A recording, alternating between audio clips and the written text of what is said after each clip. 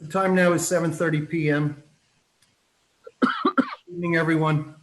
Welcome to the Old Bridge Township Zoning Board of Adjustment for August 6th, 2020. I'm James Sullivan, and as chairman of the board, I would ask you now to join me in reciting the Pledge of Allegiance to the flag of our country.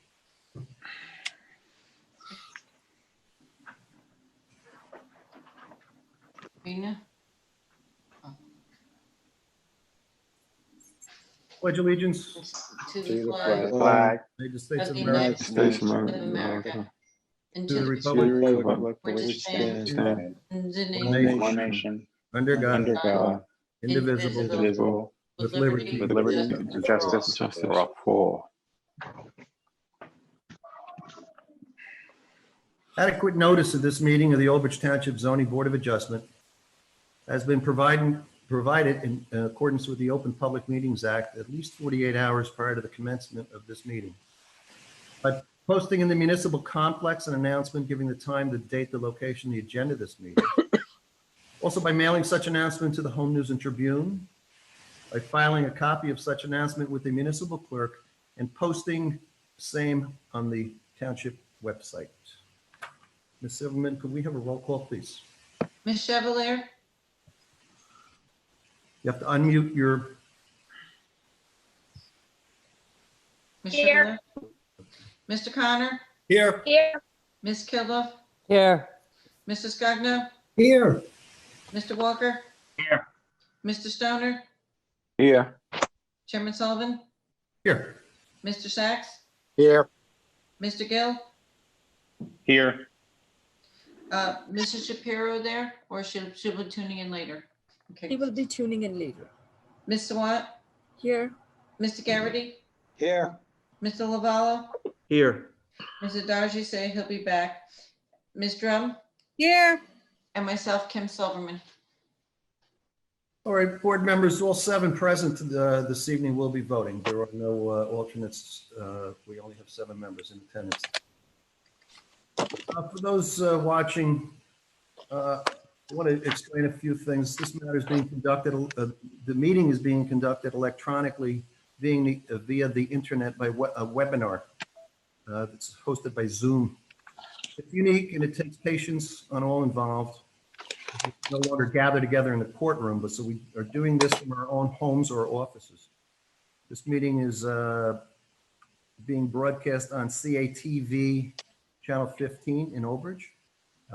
It's live streamed on YouTube and of course the webinar on Zoom.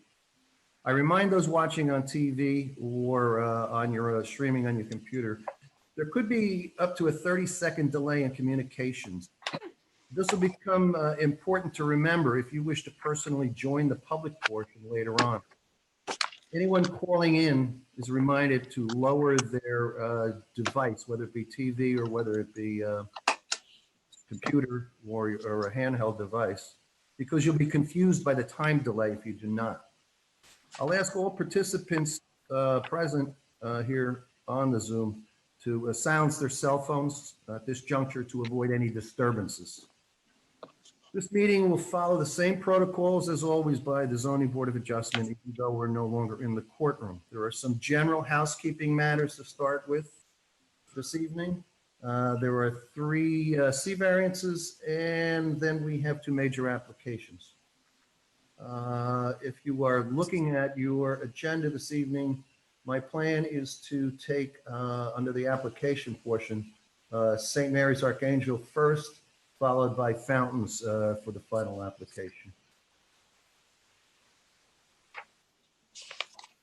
In between the C variances, we'll take a short break. We'll need to give the stenographer time to set up. And then in between the 2 applications, there'll also be a recess. Those watching, you'll see that there'll be a sign up that the board is in recess, and I'll give a time that we will come back so everyone can be present. As in all applications, I want to explain to you, if you're watching at home, there's a public portion that follows the testimony from each one. If you have particular interest in any of the matters this evening, and you wish to ask any questions via the telephone, I suggest that you take notes during the presentation to refresh your memory Sometimes they get lengthy and you may forget what you wanted to ask. It's good to write it down. And that way, when you call, you can be concise and brief in making your point or asking your question. Now would be the perfect time if you are watching at home and didn't think about this, get yourself a piece of paper and a pen or a pencil. The board's procedure is that when the applicant will present their matter, whether it be presented by attorney or whether they're pro se representing themselves, they'll present their matter. We'll ask the professionals to weigh in on the matter. Then I would ask the board members, should they have any questions? And that would go on for each witness, and that procedure would be followed. After all the witnesses have testified before the board, that is when I will open up a public portion for each of the matters. That is when you will call in. If you were watching, you saw something flash up on the screen before, and that is the phone numbers that you can call in order to access phone connection with the board to ask any questions. That'll be coming on every so often. The meeting, the administrator or host of the meeting is Miss Vina Sawant, who is the Township Professional Planner. And she'll put that up there to advise you of the numbers. That would also be good to write that down so you have that. And you'll know when we get to the end of the witnesses that I'll announce that there's going to be a public portion. Having said that, I'm going to ask Ms. Sawant, I always miss something. And Ms. Sawant, would you want to remind anybody at home or the professionals about anything that I missed? Sure. Some general regulations. First of all, good evening all. As a reminder, zoning board members will be unmuted during the first half of the meeting when they will be required to vote on other agenda items. The zoning board attorney, the zoning board chairman, zoning board secretary, Kim Silverman, and the court reporter will remain unmuted throughout the meeting. Everyone else will be muted once the presentation for individual applications begin. The applicant's professionals will be asked to turn on their video and unmute themselves in the order in which they will testify. During the public commentary period, I will announce the last 4 digits of the caller's phone number to come forward, announce their name and address. I will also announce the last 4 digits of the next caller's phone number so that he or she knows they are next in line. I will share my screen to display any exhibits. Please be mindful that there is a 30-second time lag in the presentation. The meeting information will be displayed on the screen multiple times during the meeting so that any resident who wishes to call and join the meeting can do so. Every resident who wishes to speak will get a chance. Please be patient.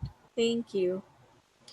Mr. Sawant, thank you very much. Board members, the next item on the agenda this evening is minutes. That was from July 16th, 2020. Hopefully everyone has had a chance to review them. Absent any commentary or suggestions for addition or deletion, I'd ask someone to memorialize them by moving it. Make a motion. Second. Who was that, Mr. Stoner? Yes. Stoner, second. Ms. Kilduff motioned. Roll call, please. Mr. Connor, Yes. Ms. Kilduff, Yes. Mr. Scogno, yes, Mr. Walker, Yes. Mr. Stoner, Yes. Chairman Sullivan. Yes. The next item is a completeness waiver. It's 44-2020Z 2G Manzo LLC. This is a completeness waiver. This matter is being represented by Salvatore Alfieri, but I believe I see Dante. Dante is here. Let me read this in. This is, board members, you have a memo from Ms. Vina Sawant dated August 3, 2020. This is subject matter is 2G Manzo LLC, block 5001, lots 13.24. Amended preliminary and final site plan with the D variance. The subject property, also known as block 5000, lot 13.24, is located on Cheesecake Road. The site can be accessed from Old Waterworks Road and is adjacent to several industrial facilities. This site consists of one lot totaling approximately 9.46 acres or 412,077.6 square feet per township tax records. And it is located in the SD3 Special District Zone. Currently, the site is vacant and is full of natural vegetation. The applicant proposes a warehouse with ancillary office space totaling 142,100 square foot and associated parking and loading areas. The application involves a bulk variance and a D variance. Our office has reviewed the waiver request by the applicant for the following. Item number 52, tree permit plan and application. The applicant is seeking a temporary waiver of item 52, tree permit plan and application. The property is currently vacant and contains a significant number of trees. Our office has no objection to waiving the item temporarily. However, a removal plan should be submitted with this application. Tree removal plan will be essential to review the project for compliance with the Township's tree ordinance. Please be advised that should the board act favorably upon the application, submission of a tree permit plan and application will be required as a condition of approval. Applicant should be advised waiving of any completeness item does not constitute approval of any portion of the application, and that any information found necessary during the review process must be supplied. Ms. Swan, is there anything else you want to tell us? And I'll ask Mr. Alfieri if he wants to weigh in. I don't have any further comments. I think Mr. Alfieri can give his testimony. Thank you, Ms. Swan. Mr. Alfieri. Good evening, Chairman, members of the board. Dante Alfieri on behalf of the applicant. As the chairman so eloquently stated, we are requesting a temporary waiver for the submission of a tree removal plan. But as Ms. Sawant stated in her report, that one will be submitted, but we're just looking for a temporary waiver at this time. Okay. Mr. Lavallo, are you present? Yes, I am. This would concern you. You have any problem with the board allowing the waiver, this temporary waiver? Would you mind telling me what the site is again, please? This is the one on Cheesequake Road. It's, what's the block? Lot 5001, lots 10.24. Oh, lot 13.24. 13. Oh, sorry, 13.24. I can't read. It's fully vegetated at present, Mr. Lavallo. And so the temporary waiver would be for which period? Ms. Sawant? So during the should the board act favorably on the application, if the site plan is approved, they will have to submit the tree permit plan and application. Gary, they have already submitted a landscape plan, so they're not asking for a waiver of that. I just recommended that they should submit a tree removal plan so that we have an idea as to how many trees are being removed. Once they get an approval, if they're approved, then they would submit the tree permit application and the plan. Yeah, my only issue would be not knowing the site at present is that if there was a significant number of heritage trees on the site, which may determine the design of the project because of the restrictions placed on heritage trees, that may be an encumbrance should you get a waiver now and then design the site, and then I have to offer significant changes. Are you aware of any significant or heritage trees on the site? I guess to Mr. Alfieri. Not at this time. No one has checked for that, I assume, Mr. Alfieri, correct? What was that? I said no one has probably checked on that yet. No, but we're unaware at this point. Mr. Alfieri, so you would be submitting a tree removal plan, correct? Correct. One will be submitted.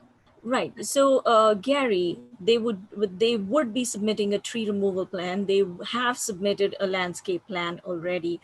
What they're trying to say is they will put in the efforts of getting the tree permit application and the plan once they get an approval on the project.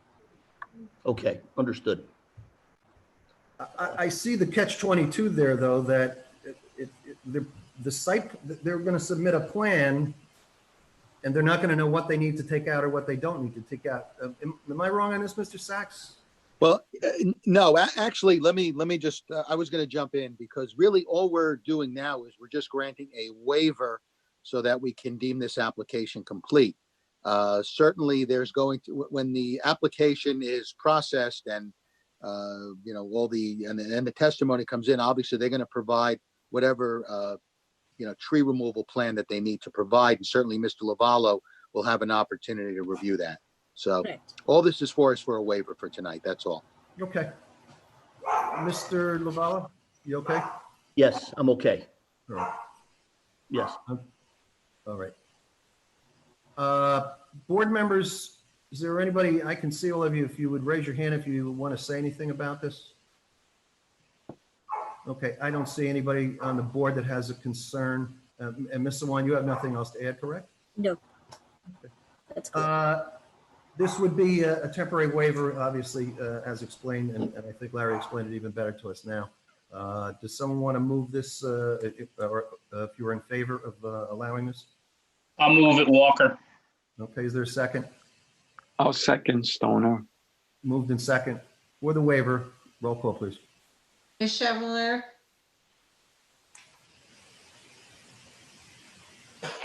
Yes.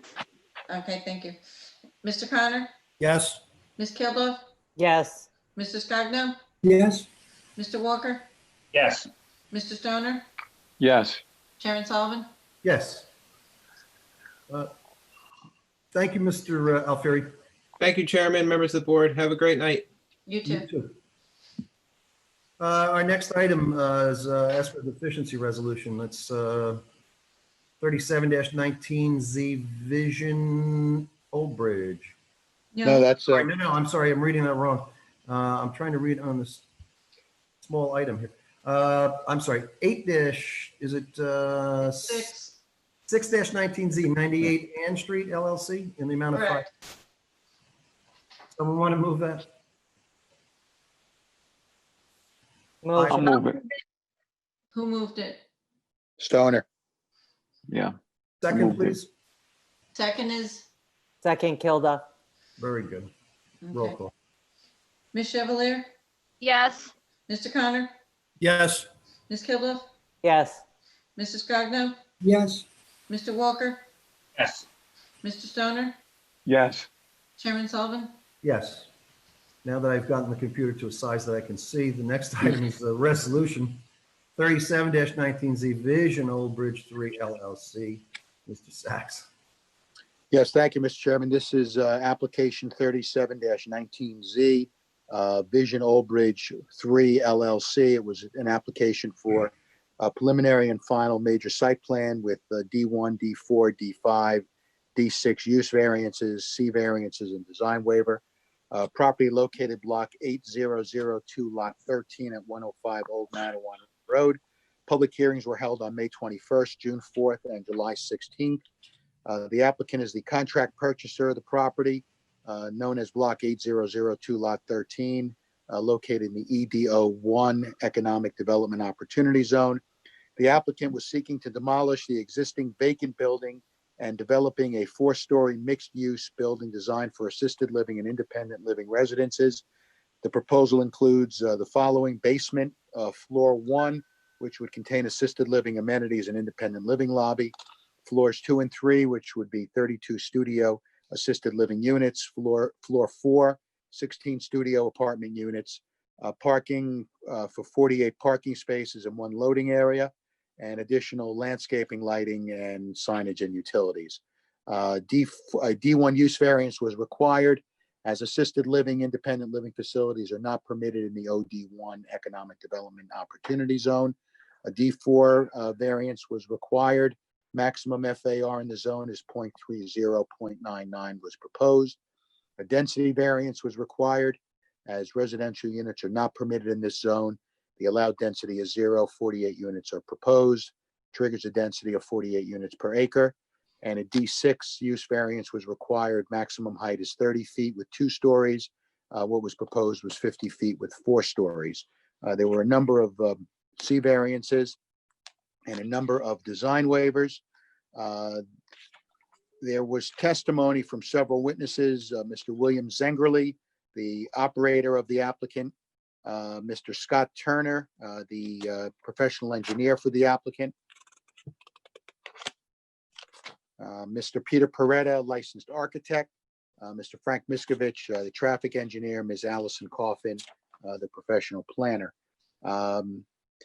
There were a number of objectors as well. Mr. Casagnola, Mr. Escassin, Mr. Prenderville, Mr. Nieto, and there were some two members of the public who were supportive, Mr. Short and Mr. Casara. The application was approved on July 16th. The resolution you have in front of you it memorializes that. There were some additional conditions, which I just want to read into the record. First of all, the applicant agreed to provide a compliant backup area along with bicycle racks. Secondly, the applicant agreed that no parking signage shall be provided at School Street. Third, the applicant agreed that no bulk oxygen tanks would be stored on the exterior of the site. Applicant agreed that signage will be posted on the adjacent property at its own cost and expense to warn visitors, employees to the site not to park in said lot. The applicant agreed to provide a proposed rental agreement for my review. And finally, the applicant agreed that 4 apartments on the 4th floor shall be designated as age-restricted affordable units pursuant to agreed-upon COA compliance. In addition, 6 apartments on the 2nd and 3rd floors shall be designated as Medicaid apartments. So that's the resolution in front of you this evening, which we can now memorialize. Board members, you've heard the resolution, so moved for adoption. I'll move it. I'll I'll second move it, it. Connor. Who is second? Mr. Connor. Okay. Roll call, please. Mr. Connor, Yes. Ms. Kilduff, yes, Mr. Scogno, Yes. Mr. Stoner, Yes. Chairman Sullivan. Yes. All right, we'll move on under continuances. We have one this evening. Matters 36-19Z, Jersey 34 Associates. That's at 593 New Jersey State Highway 34 to construct a second building of 22,353 square foot. It has 3 basketball courts, locker, bathrooms, expansion of parking, searching for a preliminary and final major site plan with C&D variance. That matter is the applicant being represented by Heilbron Paper Firm is being asked to be continued to September 3rd, 2020 with further notice. If anyone's interested in watching this evening for that matter, there will be none of that heard this evening. It will be on the agenda September 3rd, 2020. That brings us to our C variances for the evening, and we'll do them in order as they're listed on the agenda. First matter is 36-2020Z with Isaac Natanson. This is a 1 Tall Oaks Court for a paver patio. It's in the R20 zone, seeking a C variance for also landscape area ratio. Mr. Natanson here? Yes, he's here. Yes, I'm here. Okay, I Hello, believe you're everyone. still, I want to remind you, you're still under oath. And I think you have something else you want to bring before the board this evening, Mr. Natanson? Yeah, I just wanted to get put on record the approval letter from the Housing Association for what the board advised, what the Township Board advised in the last meeting, which is a footprint of 22 by 40. Okay, I don't have a copy of that, but I'm assuming, Ms. Silverman, you do? I emailed it earlier. Okay. Unfortunately, I didn't read that, so. Actually, Can you bring yourself up so we can see you? Yeah, I'm trying to put on the camera. It's saying that, oh, there it goes. There you go. Hello, everyone. How are you, sir? Good, thank you.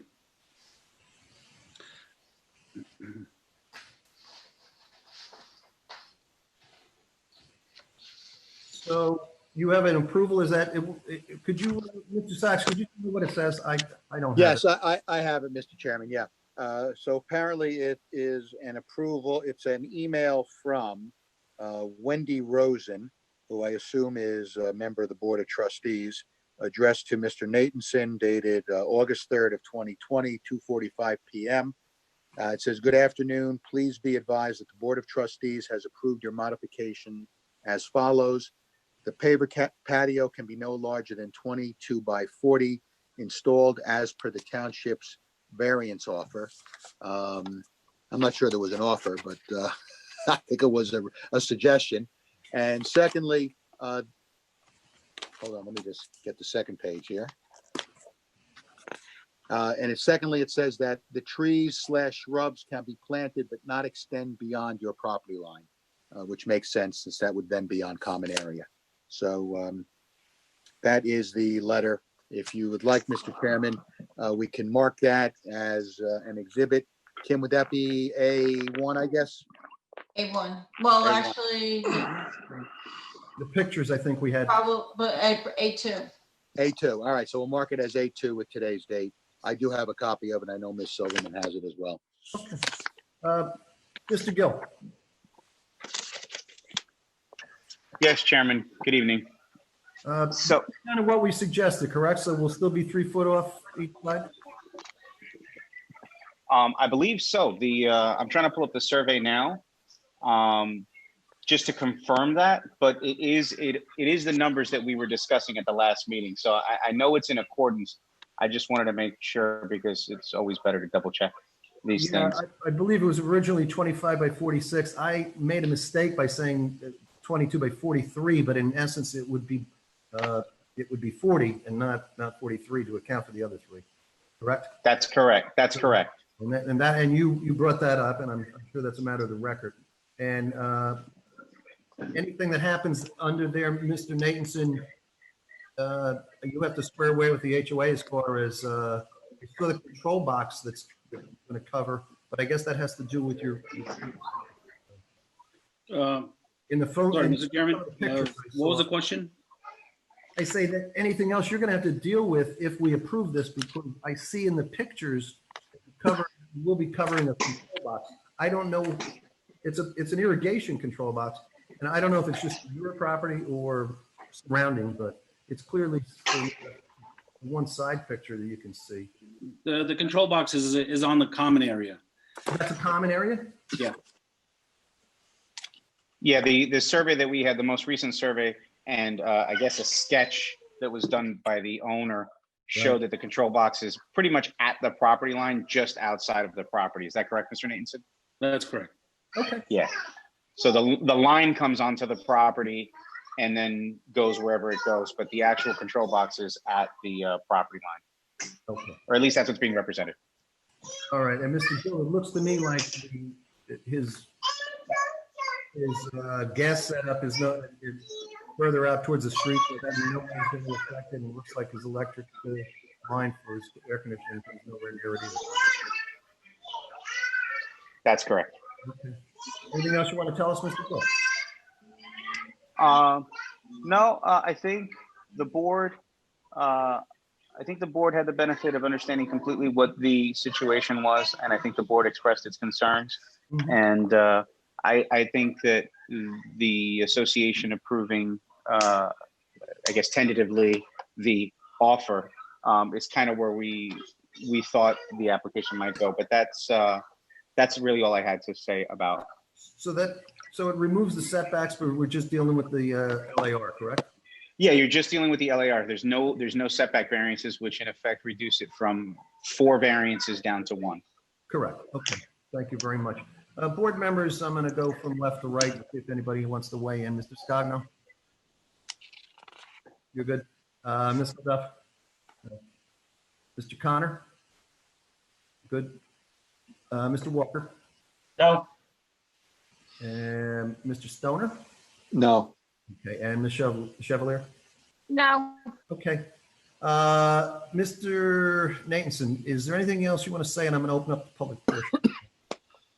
No. Okay. So you're satisfied with the suggestion that it goes to 2240 as your association said, right? Yes, I am. Okay. I'm going to open up public on this matter. This is 38-2020Z, located at 1 Tall Oaks Court. Could we put up the telephone numbers, Ms. Sawant?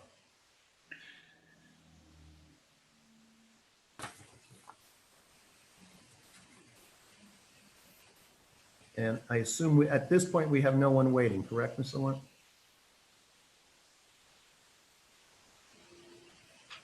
Right. Anybody, if you want to speak on this matter this evening, for or against, whatever your choice would be, or you have a comment, please call one of the phone numbers and follow the instructions. We'll be glad to I listen. don't see any hands raised, Chairman. Okay, we'll just give it a minute and then we'll move forward.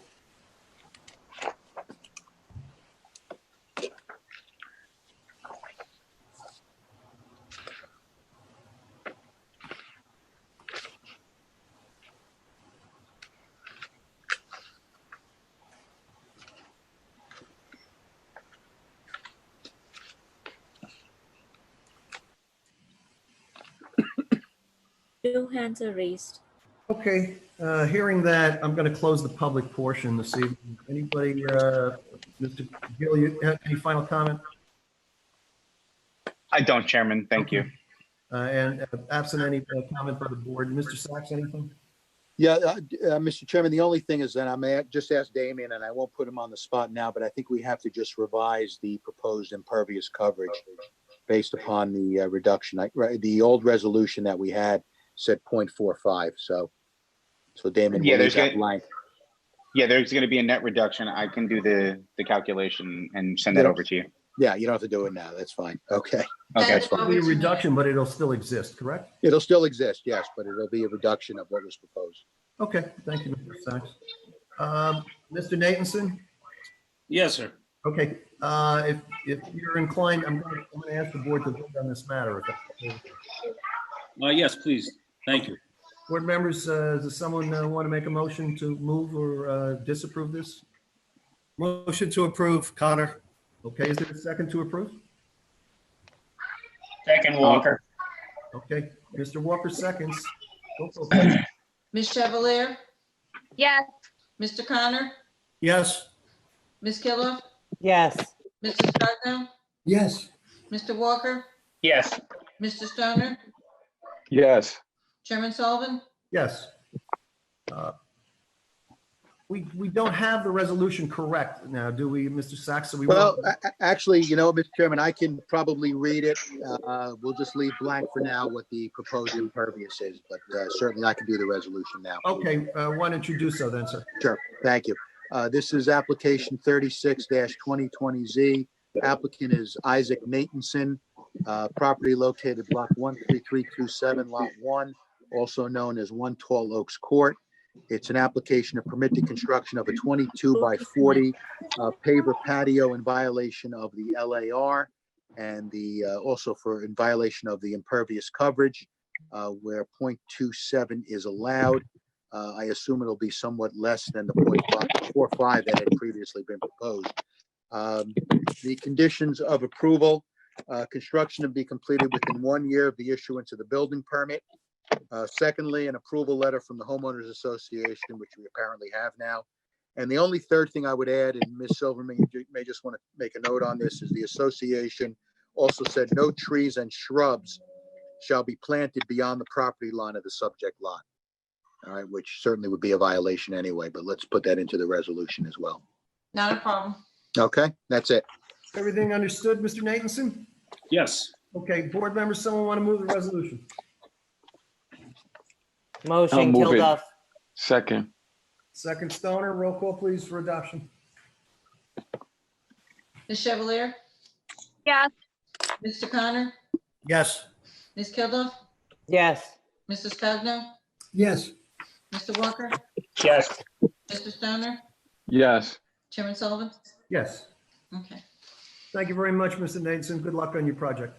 Thank you very much, everyone. Okay, good night.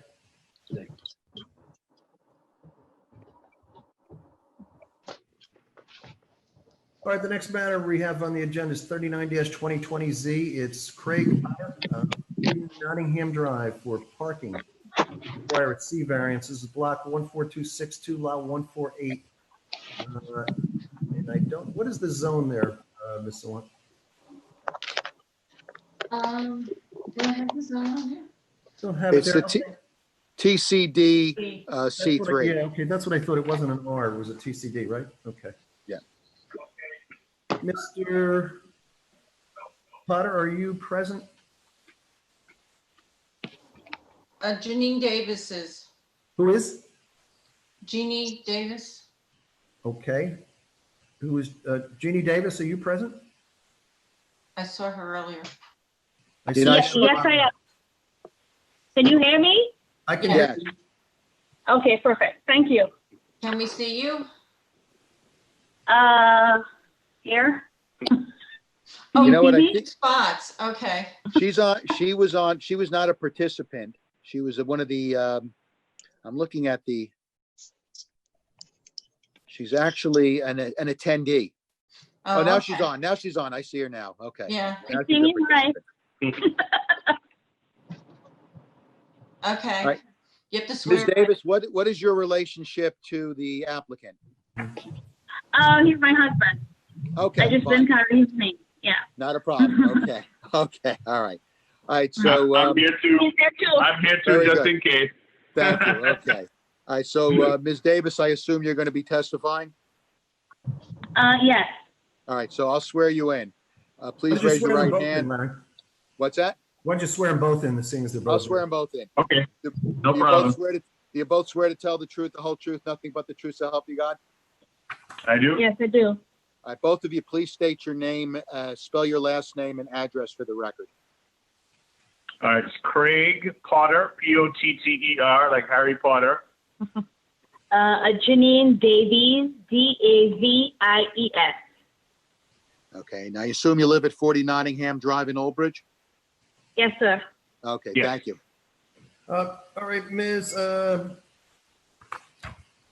Davis and Mr. Potter, I guess we'll go to Ms. Davis. You've sent an application to the board for an action to remove a parking spot. It says for the removal of a parking spot. I assume that parking spot means your driveway and you need two on site and you want to go down to one, as I understand this. When lay people bring an application before the board and they're not represented by professionals, really all we want you to do is tell us in your own words what you want to do, why you want to do it, how you're going to accomplish it, all the what, whys, how, and the wherefores. And then the board may have some questions for you. We'll then go and we'll ask our professional why you need a variance to do what you want to do. Then there may be some questions from the board members. Just as in the other one, I'll go to a public portion after we have the testimony. And once that's over, I'll come back to you finally, ask you if there's anything else. And then if you want, I'll take a vote. So it's fairly simple. We have an exhibit in front of us, I guess, that shows your home.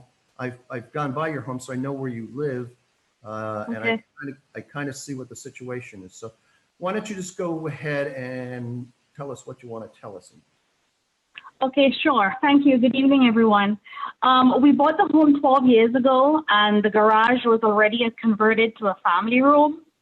Actually, it was converted, we think, more than 25 years ago, and about two owners previous to us.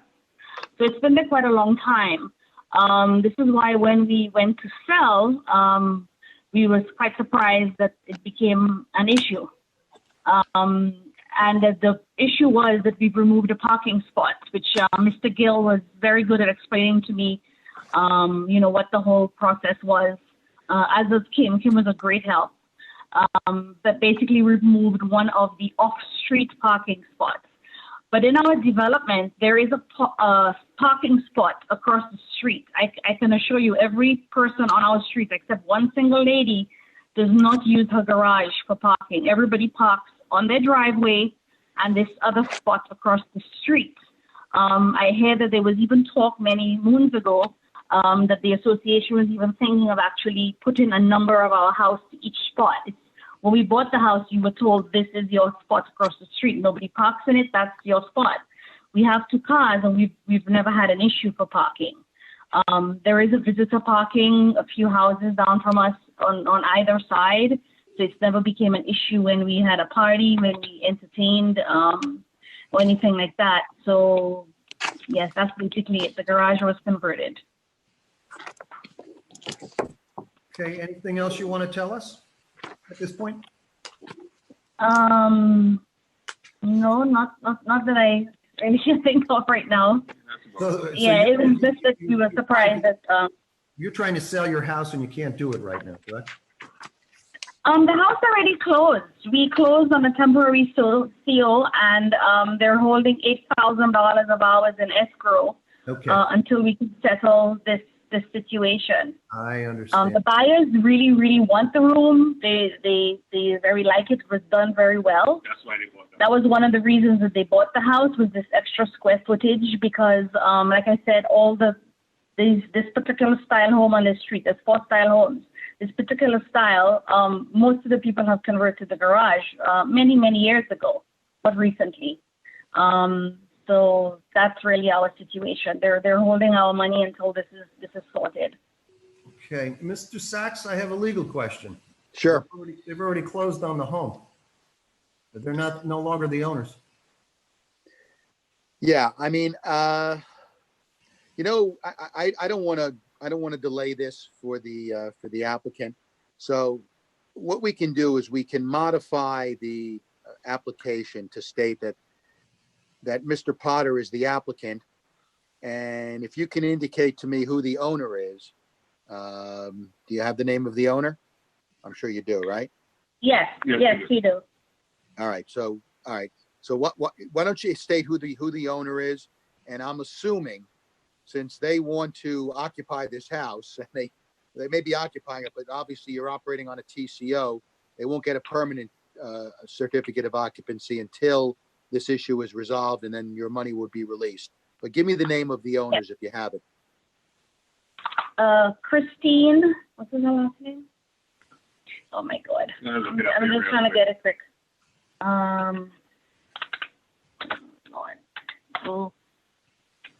Gigante, Gigante.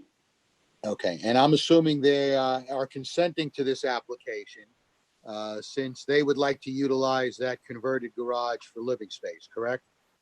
Yes. Okay. All right. So, Mr. Chairman, what we can do is I'm just going to make an amendment on here that the owner is Christine Gigante. And did they move into the property already? They live at 40 Nottingham or not yet?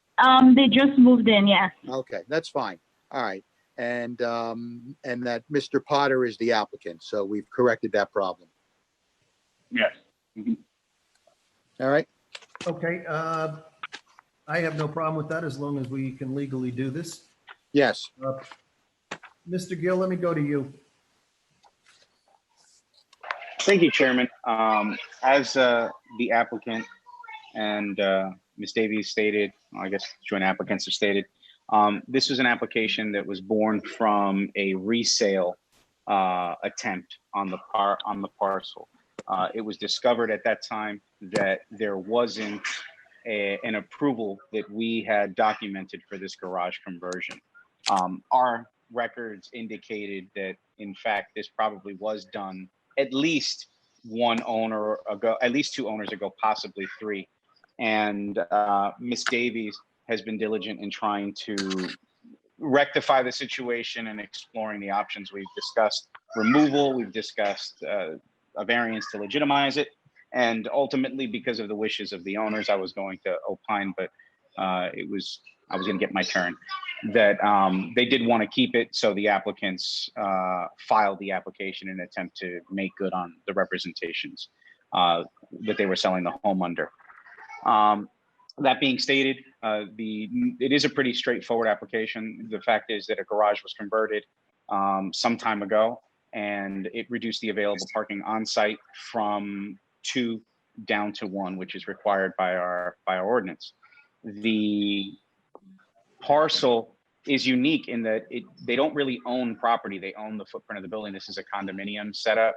So it is unique in that regard because their parking in front, their driveway parking in front is essentially deeded or somehow legally restricted for their use. And they do have banked parking for visitors and I guess other people who are utilizing parking in the area, banked in between the buildings at regular intervals.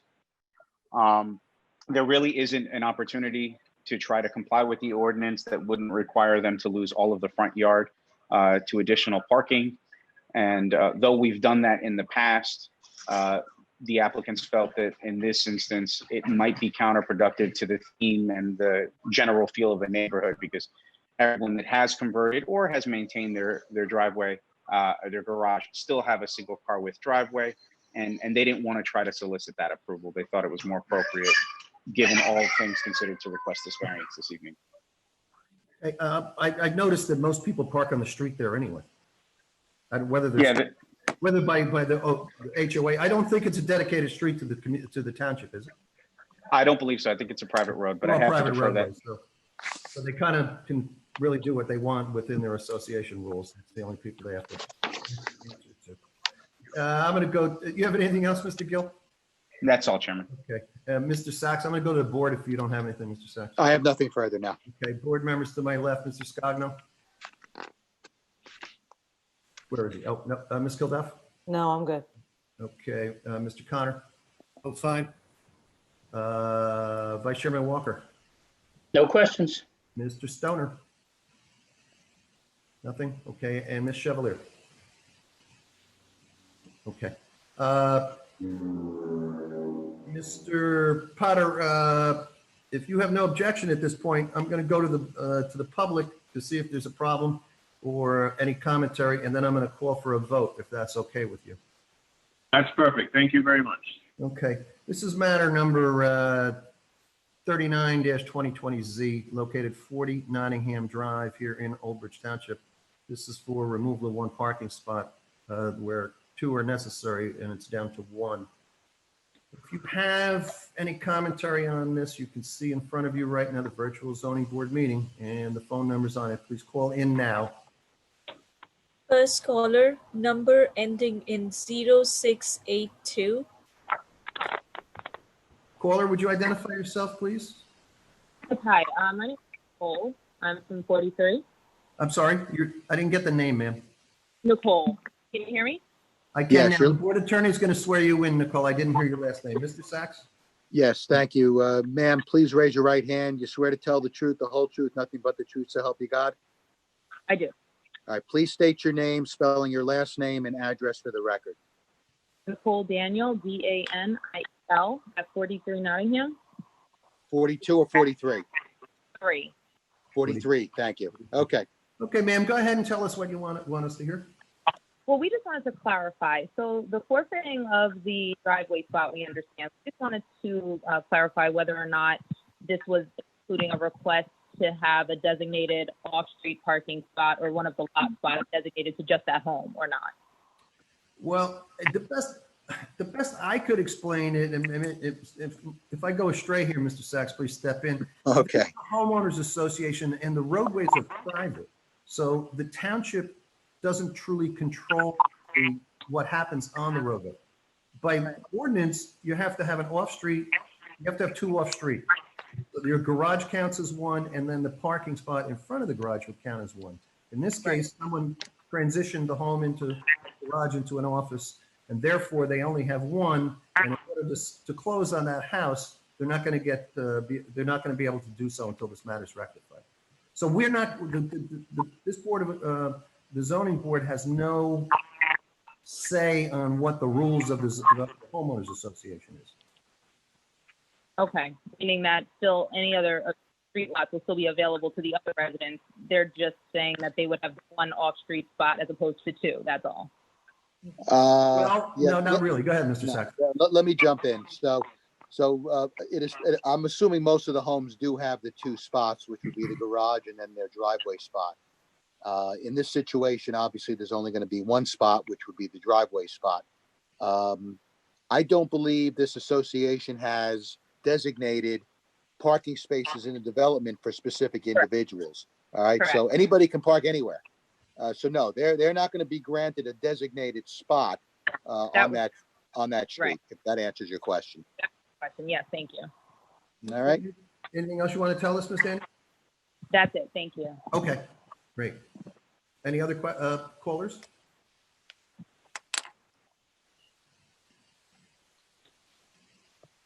There's another one. Next caller, number ending in 7826. Okay, caller, would you identify yourself, please?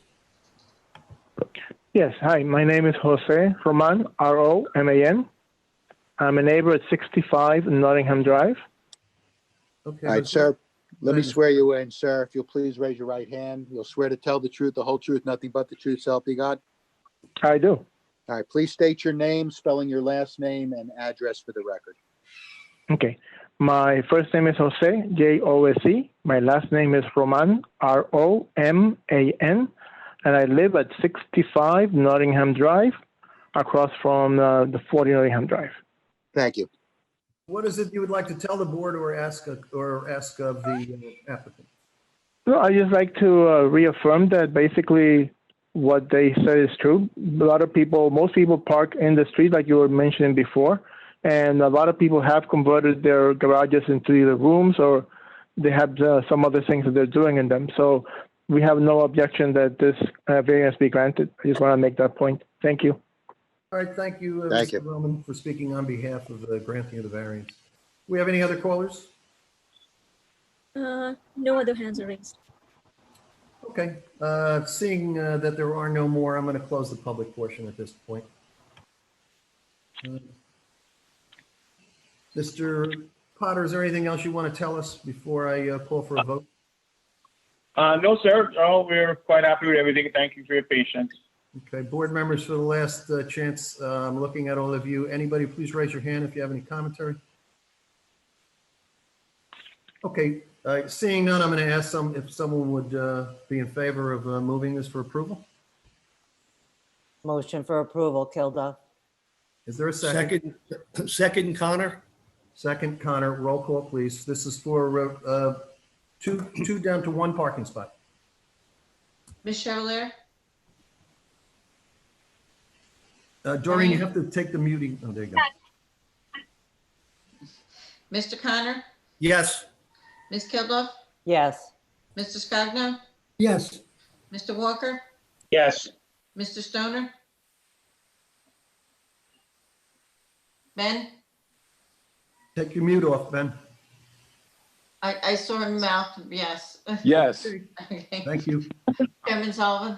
Yes. Is there a resolution, Mr. Sachs? Yes, there is. Thank you, Mr. Chairman. This is application 39-2020Z. Craig Potter, application to permit one off-street parking space where two are required on block 14262, lot 148, also known as 40 Nottingham Drive.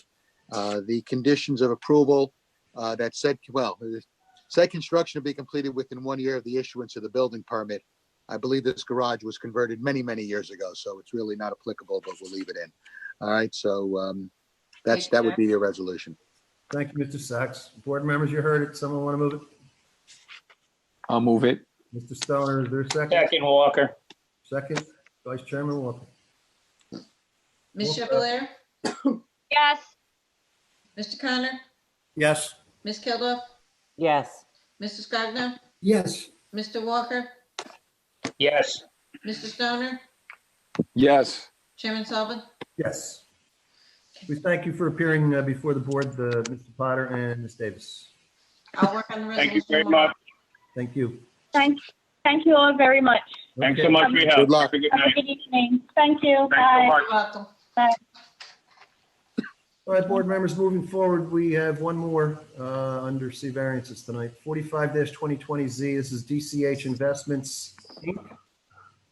This is 955 Route 9 North for a sign height variance and square footage requiring a C variance. Peter Clauser is representing the applicant. I see Mr. Clauser is there. All yours, sir.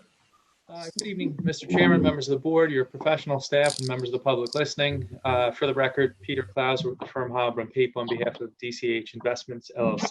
This is an application for C variance relief, bulk variance, for the construction of a identification sign at the DCH dealership located on Route 9 North in Oldbridge. DCH is there by way of prior approvals from this board for their automobile dealership, and more recently in 2007, further approvals to amend the site. I actually have been informed that construction pursuant to those approvals that the board granted back in March began today. And as DCH has experienced their customers coming to the site and the beginning of construction, they've identified an issue with the ability to see the site and see the identification sign, and have filed this application for variance relief to increase the size of the sign. the relief that's requested is for sign height of 30 feet where 18 feet is required, square footage of 100 square feet where 40 square feet is permitted, and the sign is to be located 7.44 feet from the right of way where 10 feet is required. That last variance was previously granted by this board. The proposed sign here, the higher sign, is located in the same area. It's in the same location. It's just higher, and as a result of being higher, bigger. I have two witnesses this evening. One is Ray DeSimone. He's the general manager at the facility. Ray's going to share with the board his experience with customers' complaints about their ability to identify the site on Route 9 and get in there and be able to see it. And then we have Michael Gallagher. He's the applicant's engineer. And Michael has taken some pictures of approaching the site. He's designed the plans, and he'll share with you the technical details. So if I could, I'll start by asking Ray to turn his camera on and unmute himself and be sworn. I have a question, Mr. Clauser. Do you have a court reporter for this application this evening? Yeah, we do. Debbie's here. Okay, I just want to make sure, because I know it's a C variance, but I just want to make sure that it's being taken down. That's fine. Now, Thank you. Kim made sure that I was ready, and we have All right, Debbie good, here good. tonight. Okay, very good. Thank you. Thanks. Ray, if you could be sworn, Larry. Yep, not a problem. Mr. DeSimone, please raise your right hand. You swear to tell the truth, the whole truth, nothing but the truth, so help you God? I do. All right, please state your name, spelling your last name, professional affiliation for the record.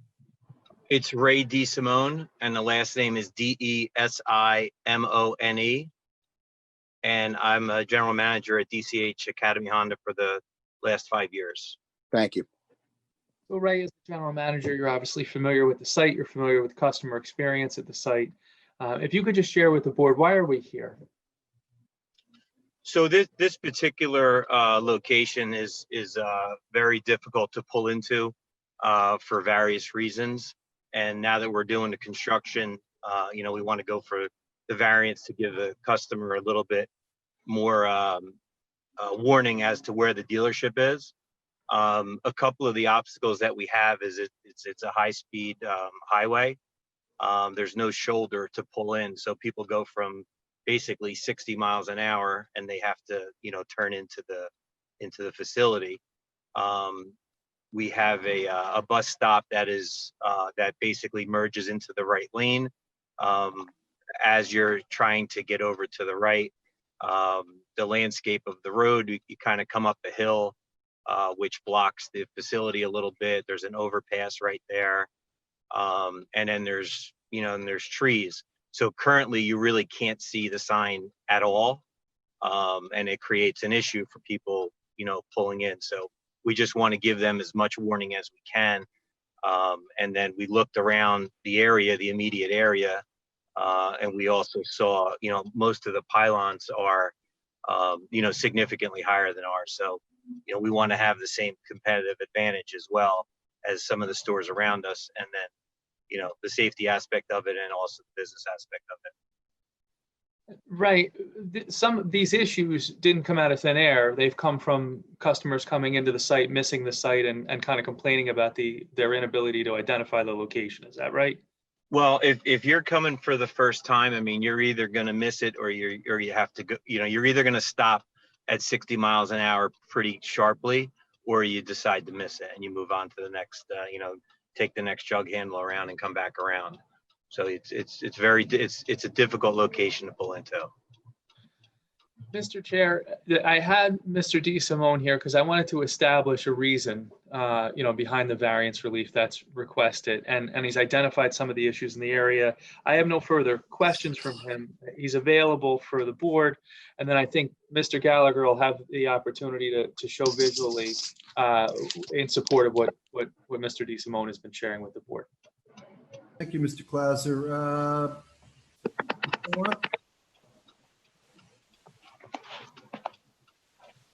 Anything? I'm sorry, I didn't hear. Okay. Chairman, you broke up there a little bit. Can you repeat that? Mr. Gill, you have anything? No, I don't have anything really to add to what the variance relief sought. I did have occasion to speak with Mr. Clauser and Vina. This Normally, the C variances come to us first. We do the initial review and identify the variances. This application was a little unique. They were well prepared. They knew what they needed to get, and they applied directly to the planning board, or to the planning office for the variance relief. So, based on what he's saying, I really have nothing else to offer. I'd like to let Mr. Clauser or proceed with his application, and then reserve some comment for later. Thanks. Mr. Watt? I would like to reserve my comments for after the engineer testifies. Okay. And is Ms. Shapiro here or no? The engineer? Actually, myself and Damien have reviewed the application. Okay. All right. Very good. Board members, Mr. Scogno? Nothing at this time. Ms. Kilduff? I just have one question. Is there a, when you pull up there, is there one entrance in one way and then you have to exit the other way? So if you miss that first entrance, you can't, there's nowhere to pull in, right? There is two entrances that are very close to each other. And then there is a further, and it's not really an entrance, it's actually the exit, which people eventually try to pull in, when they miss the first two, or they just, move on to the on-ramp. Okay, that's what I thought. Okay, thank you.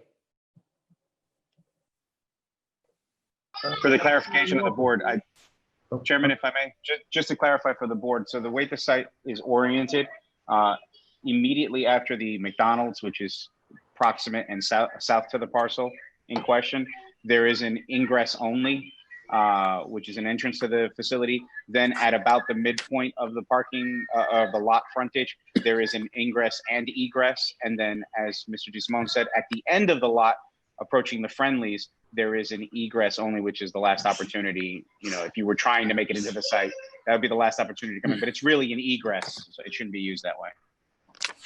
You're talking about Fridays and not Friendlies, right? Yeah, Fridays. I'm sorry, not Friendlies. It starts with an F. It's okay. Mr. Walker, I'm sorry, I stopped at you.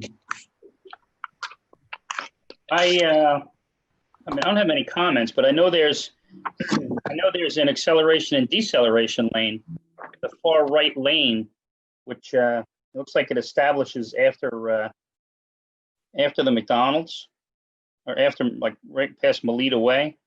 So I don't see why they're saying you're traveling at 60 miles an hour and then all of a sudden trying to make a right.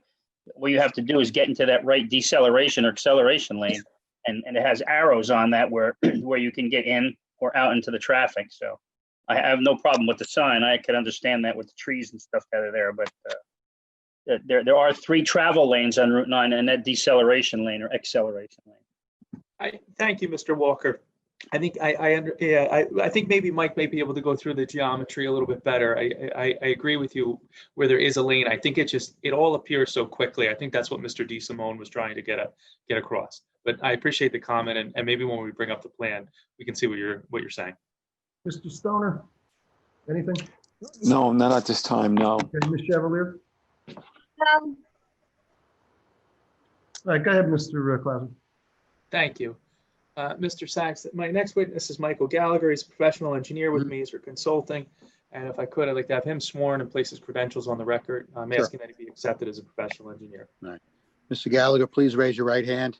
Swear to tell the truth, the whole truth, nothing but the truth, so help you God? I do. All right, please state your name, spelling your last name, professional affiliation for the record. It's Michael Gallagher, Gallagher, and I'm a licensed professional engineer with Mazer Consulting. I'm licensed in New Jersey, Pennsylvania, Delaware, and Florida. All licenses are currently in good standing. I have my bachelor's in civil and environmental engineering from the University of Maryland. I've been practicing site civil engineering for 16 years. Mr. Gallagher, you ever testified before our board before? I testified on the previous DCH application, Okay, that's as what well I as a few others. We'll accept your expertise, sir. Thank you, I Mr. appreciate Chairman. Mr. Gallagher, if you'd like, I think maybe we can just start with if Vina could bring up the plan. Is that a good place to start, Mike? Yeah, I'd like to start with the signed variance plan just so I can orient everybody.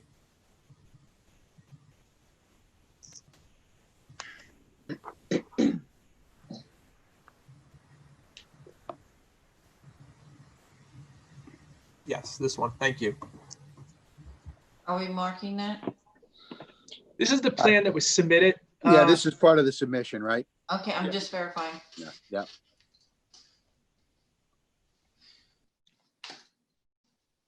Take it away, Mike. If you could identify the site, identify where Route 9 is located. And I don't know, on my screen, Route 9 is blocked by a window. I don't know if it's possible to raise the picture up a little bit, maybe blow it up just a touch and raise it up so that we could see that. Or cancel out the dialog box.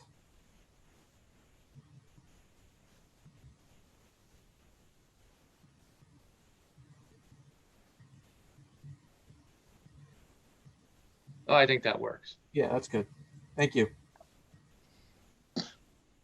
So just to orient the board and members of the public and people in the audience, this is the DCH Academy Honda dealership, which includes service. It's located along the northbound side of Route 9, which is at the bottom of this exhibit. So north is the left side of the page, just to give everybody full orientation. So Route 9 at this location is 3 full travel lanes plus an XL decel lane, basically a weave lane that begins at the outlet of the Kiss and Ride, the bus stop that's a little bit further to our south.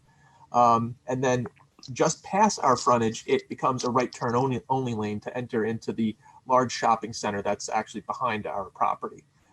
We were last in front of this board in 2017.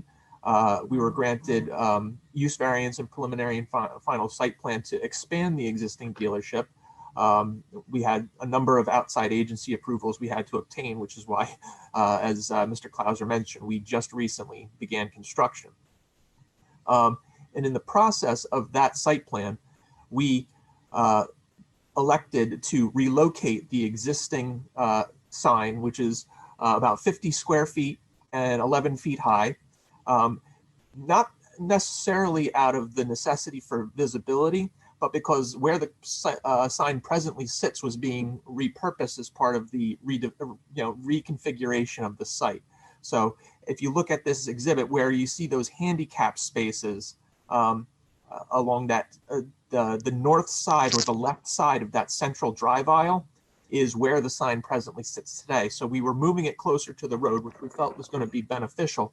But we were keeping the same sign, not realizing some of the challenges that exist today with the existing sign, but will just be exacerbated in the proposed location.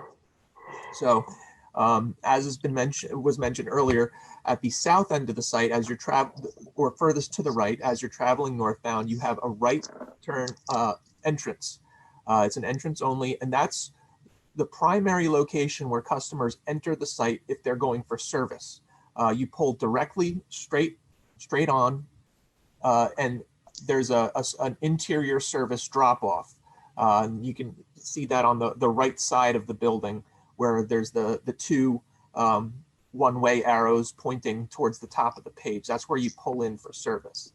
So a very, very large portion of the customer base is coming for service. So that is the most ideal place for them to enter. Then once you get past that entrance, there's a right turn in, right turn out entrance at the center of the property, which is down towards the left side of the building on this exhibit. And then again, as you continue north, there is a right turn only exit, which is existing today and is not going to be modified as part of the development. That first entrance at the service end of the building is being modified. Right now, it's kind of a very wide curb cut, a bit of a free-for-all. So as part of our DOT approval, they asked us to modify it to be more conforming with the current state standards. So back to the reason we're here today. Mr. DeSimone mentioned that we've noticed that there's other signs in the area that are that have some additional height. We're not in any way trying to suggest that that sets a precedent or that because somebody else has a sign this high, we're entitled to that. For all I know, their signs may have been fully conforming at the time they applied. However, what we do notice is that those signs are visible. They're very clearly visible, in part, we feel, because of their height. If we can go, Vina, to the Google Earth exhibit.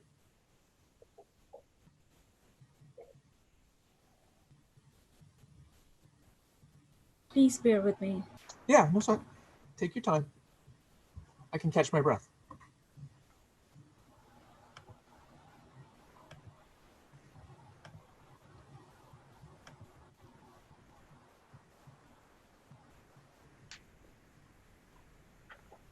This one over here.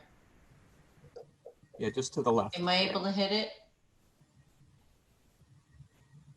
She might have got Yes, it. Yeah, that she one. got it. Thank you. So at the top of this, I have a number of push pins, and our building is the square-shaped building, somewhat at the middle of the page. You can see the first push pin furthest to the north is up on this exhibit, is the location of the proposed sign location. So just to give you a sense of where things lay out. And the next push pin south of that, which says 275 feet, is the current location and future location of that first right turn in entrance. So there's a number of challenges to the visibility of this sign, whether it's in the present location or the future location. First and foremost is the fact you'll notice from this aerial that the road is curving to the right. So we're basically tucked behind an embankment for the overpass of Melita Way, which is the second obstacle.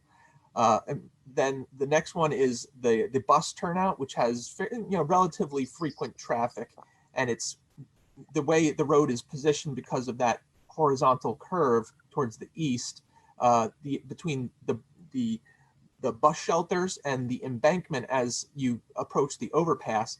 It really obstructs everything on the other side of the overpass. So I've put in a couple other push pins there, 450 feet, 550 feet, 800 feet, and 1200 feet. And I have some corresponding photographs with those distances. Just hold 1 second before we go to the photos. And I want to give some additional information on why these distances are relevant, not just because there's photographs from those locations.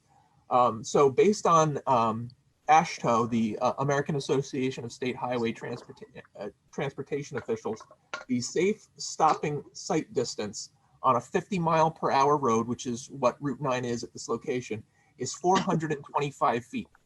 Now, there's also quite a bit of grade change over this stretch of road. As you're approaching the kiss and ride, the bus stop, you're on a down gradient. And then as you begin to go through the underpass, you're going uphill. And then right around where the McDonald's driveway is just to our south, the road begins to go down again. So that also factors into your stopping sight distance. But because where we're located is still on the up gradient, we actually subtract 50 feet from our safe stopping sight distance.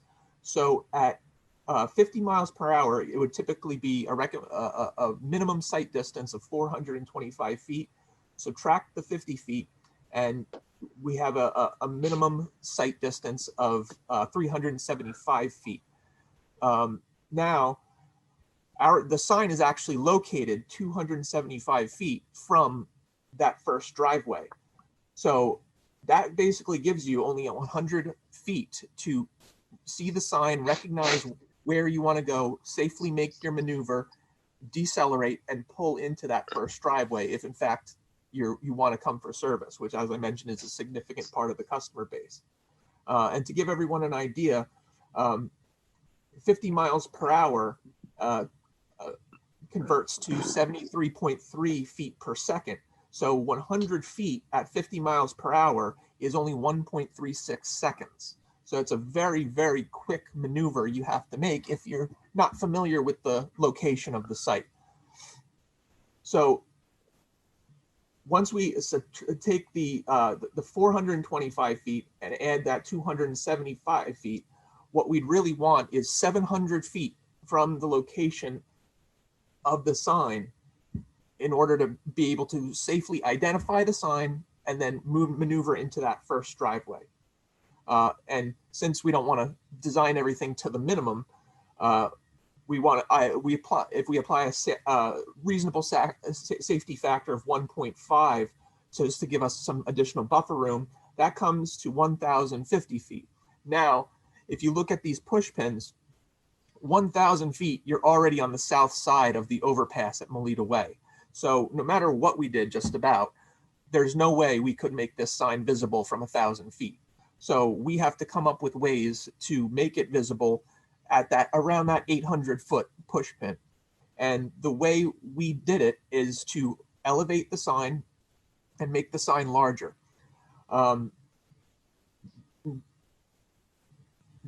There's additionally, and you'll see in the photographs that we'll go through, along our frontage and McDonald's frontage, there's also street trees, which we have no desire, no intention to remove those trees. That we think they're a benefit, and they're also not large trees. Right now, they vary in height between 12 and 15 feet.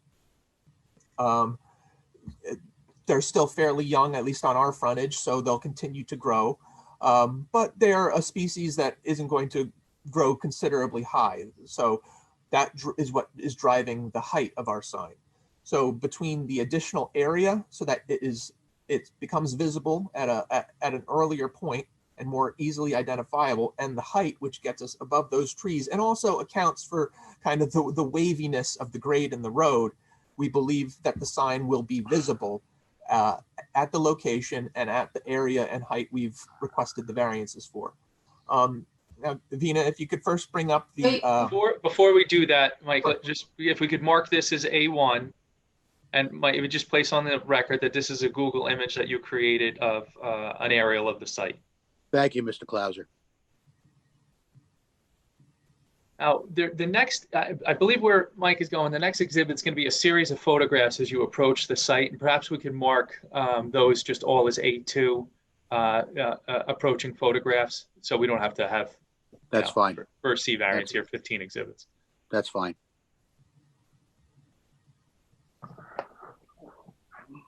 So this is first at 1,200 feet, and it's taken from by the Kiss and Ride.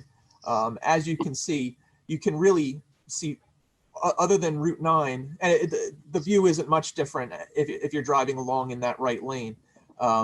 There's very little you can see beyond the overpass. If we could next go to 950. Mike, these photos that we're looking at, you took, right? Yes, I took them yesterday. Okay.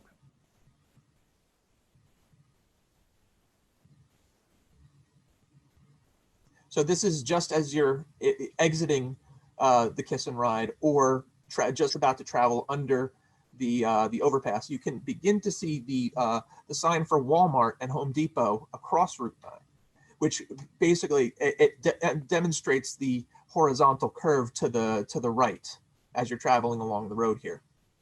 If we can next go to 800.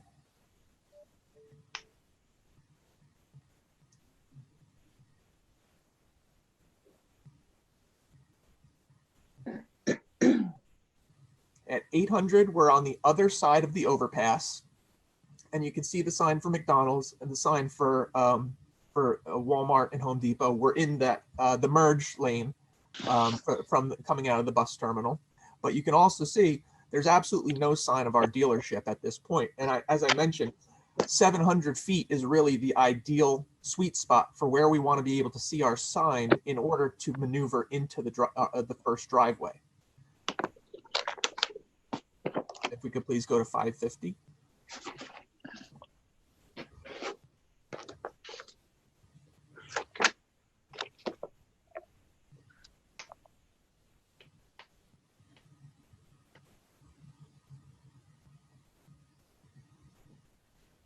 So at 550 feet, this is basically the first point where you can really make out the existing sign, which is just underneath the speed limit sign. There's it's the blue, basically the blue square just underneath the 50-mile-an-hour sign, and the facade of the existing dealership, which is going to be changed slightly, but which will actually make it a bit more visible. But you can still see it's obscured by some of the landscaping. You can also see to the left of the 50-mile-an-hour sign, the trees that I was mentioning. There's a row of, I think they may be cherry trees or a very small low canopy tree.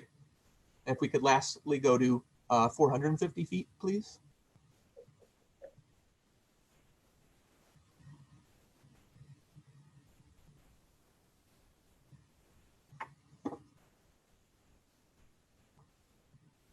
So at 450 feet, you can really, at this point, you can make out that that is the dealership. You can see we're just about even with McDonald's driveway, and just another 100 or so feet, you can actually see that the first driveway into the dealership. And all of these distances are measured from the sign. They're not measured from that first driveway. And as I mentioned, the driveway is 275 feet to the south of the sign. So you can see that the sign is visible, but it is still very heavily obscured by the trees and the other things generally going on. Including, McDonald's has an additional sign, which is obviously a temporary sign, but nonetheless, it's there. You have some traffic signage. You just have a number of visual impediments that make it difficult to identify the site. And then the last exhibit we have, which I guess we would mark A3, is we have some computer-generated renderings of what the sign will look like. So it's very similar in appearance to the sign we have today. It's a square blue Honda logo and sign face, and then the base of the sign, it's a pylon sign. That base is an aluminum cabinet that wraps around a pole, which provides the structural support for the sign. It's just part of Honda's their branding appearance at this time. So this actually this has a number of pages to it. There's one that gives you a slightly better view of what it looks like from the south, if we could go to that one.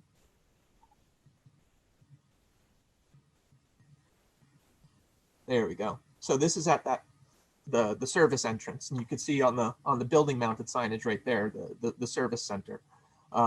So even there, this doesn't take into account the landscaping, unfortunately. We couldn't get a photo inlay. But even from there, the sign gives you a perspective that the sign is very much in scale with the building, and it's an appropriate size for basically what we consider the primary entrance to the facility. And at that height, we believe it'll be visible above those treetops, so that as soon as you come through that underpass, you'll be able to identify, that your destination is rapidly approaching, as cars do move along this section of Route 9. There's no traffic signal for I believe well over a mile in this location, and then this view is looking back towards the site from the north once you've already passed the driveways. So as I said, we really feel that the height and size of the sign are necessary for it to become immediately apparent that the Honda dealership is right here when you get through the underpass at Melita Way. And we just feel it's critical due to the number of lanes, the high speed, and the weaving in and out of traffic along the frontage. And Mike, a little further south on Route 9, on the other side of the road, you found a Chevy sign for the Chevy dealership, which you think is somewhat comparable in height and size and location as to this one. Yes. And then yeah, I believe it's roughly, if obviously I couldn't measure it, but it's easily easily 25 feet it appeared, and I would say the area is comparable as well. And then the signs at the Ford dealership, which is a bit further away, just to establish that the dealerships have similar signs as to what Honda is proposing here. Yeah, the Ford sign, I believe, is a bit smaller than the Chevy sign, but again, they're comparable. It's hard to know exactly when you're standing on the ground without the means to measure them. But it's not out of character, and it's similar to other car dealerships in the area. Did I correctly identify the dimensions of the sign? It's 40 square feet. And it's 30 feet high, where 18 is required, and it's going to be in the same location that the board previously approved the sign from the right of way. Correct. 40 is what's permitted. It's 100 square feet. It's a 10 by 10 box. And then the actual Honda identification is about 6 feet by 9 feet within that 10 by 10 box. So yeah, but yes, it's 100 square feet and 30 feet in height, and it's located about 7.5 feet from the right-of-way line. Mr. Chairman and members of the board, I hope that Mr. Gallagher was able to demonstrate to the board the reasoning behind the site that was the sign that was chosen, its location, and to give you a visual perspective of the approach and the purpose of this sign is to overcome that visual perspective. So I have no further questions of Mr. Gallagher. He's available to the board and your professionals for any questions you may have. Thank you, Mr. Clauser. Ms. Sawant? Yes, thank you. So, Chairman Sullivan, board members, typically when it's a C variance, I do not review the applications. Can you hear me now? Yes. Yes. Yes. Yes. Typically, you So, didn't involve yourself, you said, yes. So I happened to look at this application and I was just curious because it was signed. I did go and research on the previous approvals. It appears that this should have been more than just a C variance. It should have been an amendment to the site plan because the freestanding sign previously was approved as part of the site plan. And I did reach out to Mr. Clauser. I did have Damien in the conversation. To be honest, the height of the sign is a concern to me. And the zone, the sign ordinance allows a sign to be 18 feet high. Now, I know it was brought up throughout in both the testimonies that there are other signs in the area that are higher. And to that, I would just like to say, one, the development along Route 9, majority of it is a classic example of the planning of the 70s, where buildings or strip malls had buildings set back further away from the right of way. You had a huge parking lot. You wouldn't see a building. And that's why these pylon signs, one, there is speed at which you're traveling, and then you have these buildings that are set back far away from the street right of way. And that's why there was a need to have these signs up in the air. With DCH, the building is only 50 feet from the street right of way, roughly. And if you notice, the building facade has a huge wall sign. I did not review the wall signs in the past. I'm not sure who reviewed it, but Damon and I have always taken the stand that if there is the color used as part of your branding, then it is included in the wall sign. So when you're traversing on Route 9, you actually see the wall sign when you're closer. Yes, the road is a little curved, Route 9 is curved, but at the same time, when you're traveling north, the grade goes up. I know when I was speaking to Peter had brought up, but Walmart, Home Depot, the other side, Gateway Center, has taller signs. And yes, they do have taller signs because they sit at a lower grade. And when you're coming down south, you want them to be visible. Having said all that, I would be more comfortable with a sign that is 18 feet. 30 feet is 2.5 stories. It is as tall as the DCH building, or even probably taller than the DCH building. So I really have concerns about the height. And I don't think, and I just feel it's in general, I'm not talking about DCH, the general idea about most businesses is if I have a taller sign, if I have a bigger sign, then my patrons will be able to find it. DCH is a known name. I mean, most people know it's located on Route 9. It's not just that identification sign that is really going to attract patrons to this site. So I do have concerns about the height, and I have always been vocal with signage. In the past, I feel that Old Bridge has been a little lenient with signs. We have a lot of signs around. It has led to some sort of sign clutter. So I think when we want to grant a pylon sign, and plus I need a clarification. I know a pylon sign was mentioned, monument sign was mentioned, the sign area being 40 square feet was mentioned. But if the area between the two poles is covered, then that is included in the sign area. From the perspectives that were submitted, the sign area based on Damien and my calculation would be 10 feet by 30 feet. So the sign area that they're asking for is 300 square feet.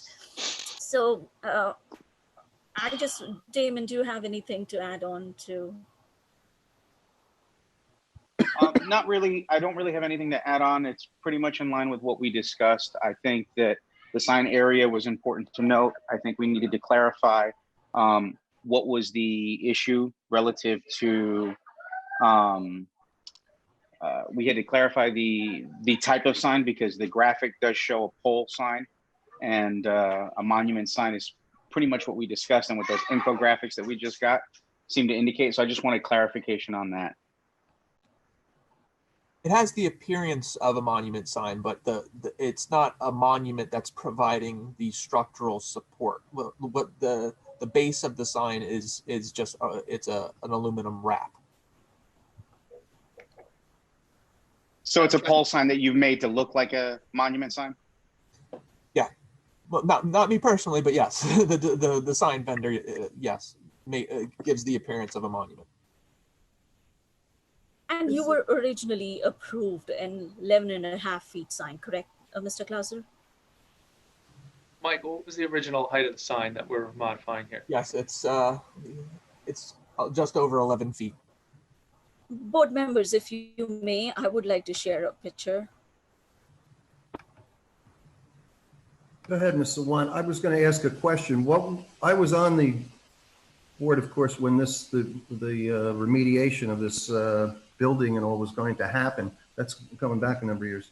And the approval for the sign was just off of the right of way, correct? Where when I'm looking at the plan. That is correct. But instead, I guess due to them preparing to do this, they moved that sign, and you can see that sign if you look up on Google, you can see the picture. It's moved in behind the first handicap spot, which is probably, I don't know, 16, 18 feet away, would you say, inbound towards the building? I believe I don't know about the original sign. It is set back at least like 20-25 feet, okay. Probably more. But the last approval had granted them a variance to move it 7.5 feet from the street right of way. Correct. But my point is that it is not there at present and has not been. And actually, board members, I have few graphics. So here's another view, and I will get to the reason why I have these pictures actually. If you notice, this pole here, the light pole here, is roughly 20 feet. If you move on to the next By the way, image, Dina, we're going to have to mark. Dina, Sure. let's mark this as really it's T1. Let's call it Township 1. Wait, right. is this our pictures or this was their pictures? No, these are our pictures, and I think there are three pictures, so you can club all three of them under T1. Okay, that's fine. In this view, you can clearly see that the wall signs are pretty prominent. I have the last picture. In this picture, you see this location here. So this Honda sign was will be relocated at this location, correct, Mr. Clauser? I'm not sure if I'm looking, the picture that I'm looking at right now, I can't see any wall signs and I see the McDonald's exit sign. So I don't know if that's what I'm supposed to be looking at or not. No, Yeah, Vina, no. we're So still I'm at going to the- stop. Yeah, I think I'm gonna I can't hear what Vina's saying. and I can't hear what Vina is saying. share it again. Vina, Vina, you talking to us? Vina, you Debbie hear couldn't me? hear what you were saying. You'd have to repeat that. So I just switched on. Mr. Clauser, do you see an image on the screen Yes. with the Honda sign here? Do you see what I'm pointing at? I do, yes. Yes. So I believe this sign here was to be relocated right here where I'm pointing, correct? That's correct. Thereabouts. Right. And this sign is 11.5 feet. Now, what you're proposing is going to be 3 times taller than this, roughly, right? And to give to the boards, like just to give an idea of the scale, the light poles here, the street lights here are roughly 20 feet. So the ordinance allows somewhat similar size of sign heights because the ordinance allows 18 feet and the proposed height is 30 feet, going to be somewhere here. The reason, and I want to go back to my first image.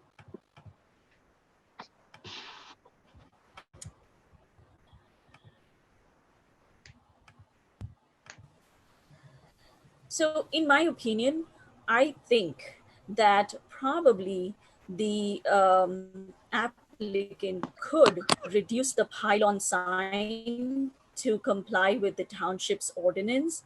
And at the same time, they could seek a variance for 1 additional monument sign at this entrance, this driveway. And probably what that could do is that could introduce you to the site way ahead before you enter the next driveway. Your sign probably could have some text that says service entry only or dealership entry next right or something to that effect. And that would mean that you would have 2 signs along the frontage and you would have a sign that is not too tall. That could be my recommendation. Thank you, Mr. Wan. Mr. Clauser, did you want to respond before I go to, is Mr. Gill going to say anything on this anymore or no? Mr. Gill? Damien? Yep, I'm here. I was actually deferring for the most part to Vina. I do share her concerns with the height of the sign.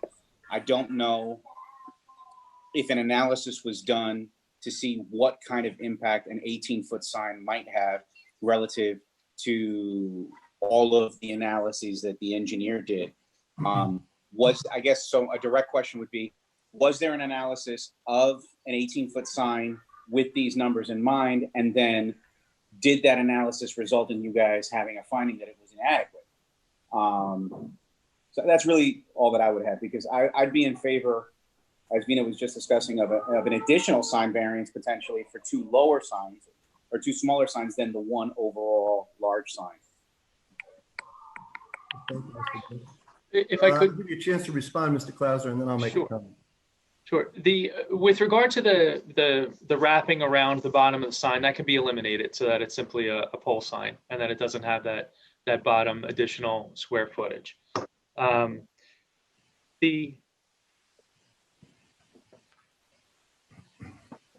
think what it was is Mike's analysis is what drove the sign to the height that it was. What's the lowest height sign that we can do that's going to work as you're approaching the site? So it wasn't that we did a sign analysis of a specific sign. It was, let's look at what you're approaching the site and what you're going to need to see it from further away. Right.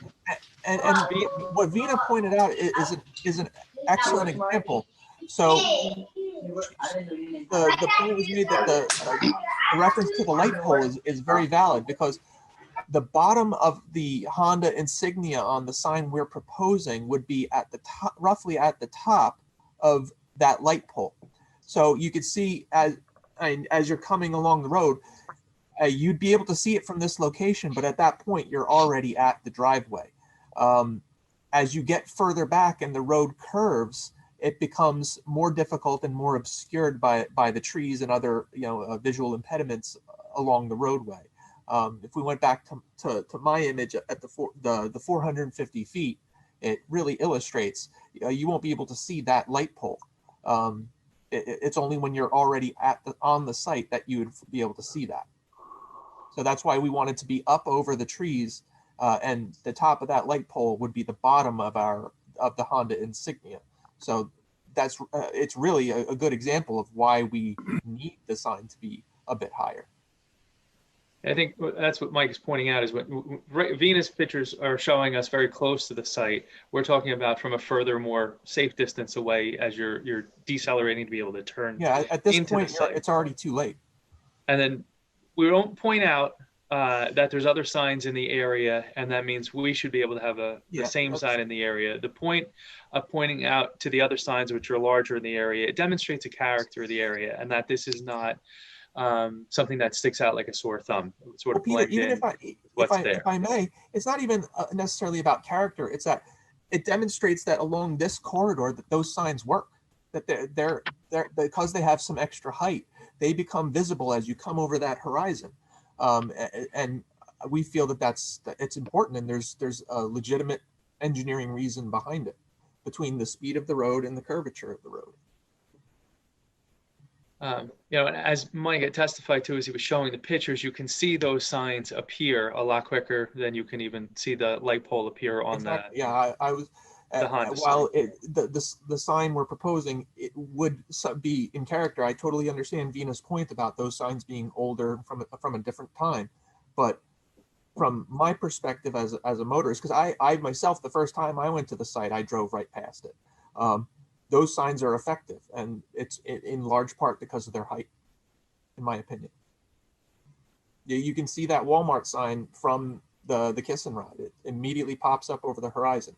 We won't have that same advantage because of the curvature of the road, but then again, they're on the other side of the road from us. But it just demonstrates that with some extra height, the sign becomes identifiable much more quickly.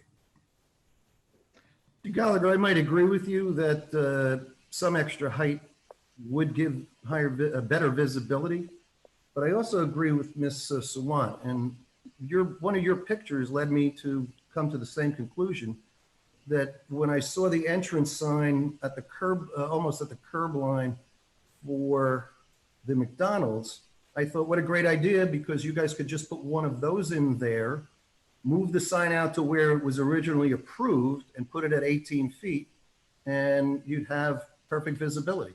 I don't know how you picked 30. I just don't understand that number. Okay. I think it understood. 30 came about as a result of Mike working with the applicant, the signs that are available through Honda, and finding something that would work at that height. But we certainly want to hear your comments, Mr. Chair, and the comments from the other board, and decide what's appropriate for this site and for Old Bridge. Well, Mr. Clauser, I agree that there probably people are missing it because you temporarily moved it 20 foot in away from the highway behind the handicap spot. So it is difficult to see, but it certainly wouldn't be difficult to see if that sign were where it was approved when we were back a few years ago. But I understand it was moved because of the anticipated construction. But clearly I don't see what the difference in 18 foot, why 18 foot wouldn't be sufficient. Understood. In its proper location where it was approved.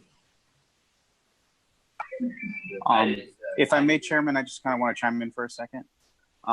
With regard to, I think it was a comment that Mr. Clauser said about the cladding and the sign area. I think that he expressed a willingness to remove the cladding if that became an issue. Is that correct, Mr. Clauser? That is correct. Okay, I just wanted to go on the record and say. I think it gives better visibility. I think it does give better visibility, but one of the things that I think Vina and I have strived for, because it's north of the entrance, so like I think that getting rid of that kind would actually be detrimental to the overall. I think a lot of the push that we've been making with our sign ordinance revisions is to go more monument style, less monolithic poles that are going in the air, whether we're talking 18-foot or 30-foot. So I don't think Vina, and Vina, correct me if I'm wrong, you had an issue necessarily with the sign area from a technical perspective. I think it was more a question of, we wanted to correctly identify that from a technical perspective, the sign area is a little bit greater than what it was expressed, if you're interpreting it the way that we're interpreting it. But I didn't want to suggest that needed to come out. Okay. Maybe I misunderstood that. I did think that the more monument sign is more attractive. Making it look like a monument sign is more attractive. And I know when we worked on some other signage on other sites that the idea was to try and get a monument sign. I just wanted to make sure that the board knew either way was available. We're preferable to have the cladding there because I think it creates a more attractive and visible sign. I agree, and that's all I wanted to clarify, and I wanted to put on the record that I was talking with Vina, and that's not something that we necessarily were looking for. It was more identifying the sign area. I'm glad that you threw it out there that you guys were willing to work with the board, but I just wanted to clarify, maybe for the benefit of the board, that that's not necessarily what we were looking for. I think the bigger issue is the sign height, which I'll let that conversation go where it goes, but I wanted to make sure we didn't cut out the cladding unnecessarily. Mr. Chairman. I concur with Damien. I completely concur with Damien. Yeah, I don't know if I was drowned out at the end, but that's what I said. Keep the cladding. I don't think you should want to put it up on just two bare poles and then have the Honda identification. I think the identification is the entire wrap. Yeah. I agree. Just wanted to make sure the board knew what was available to them. Well, Peter, that's just my opinion. I'm going to ask the rest of the board to weigh in as well, because I haven't done so yet on this for this witness. I would very much like to hear the board's comments, and then maybe I could address how we're going to move forward from a procedural perspective. Okay, let's do that then. I'm going to go by everyone. Mr. Scogno? Oh, I agree with President Sullivan's remarks. Ms. Kilduff? I guess the question I have is the sign is where it is now, closer to the building.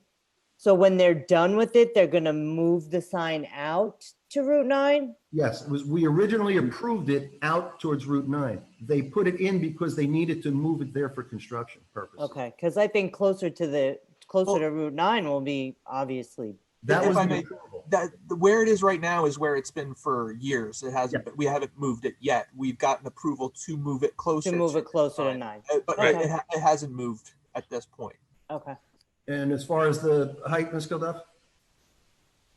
It's a little high. Okay. Mr. Connor? I'm in agreement with yourself and the professionals. I think the height is excessive, and if it was put in the area we recently approved, it would probably work effectively. Okay. Vice Chairman Walker? I have no problem with the sign that the applicant has shown us, height-wise or any other way. There's plenty of other signs that are on Route 9 that are higher, and you can see much better. And I think they deserve the same. So I would vote in favor of what the applicant presented. Okay. Mr. Stoner? Is the font the same? It didn't change, right? No, that's their identification. Their logo. Yeah, that's their logo. Okay, fine. I'm okay. All right, Ms. Chevalier. I would prefer to keep to the 18 feet, solid sign, and close to Route 9. Okay, where it was originally approved. Okay. Exactly, where the original approval was. I'm sorry? Where it was approved for 2 years ago. Right. Okay. Mr. Sachs, you have anything?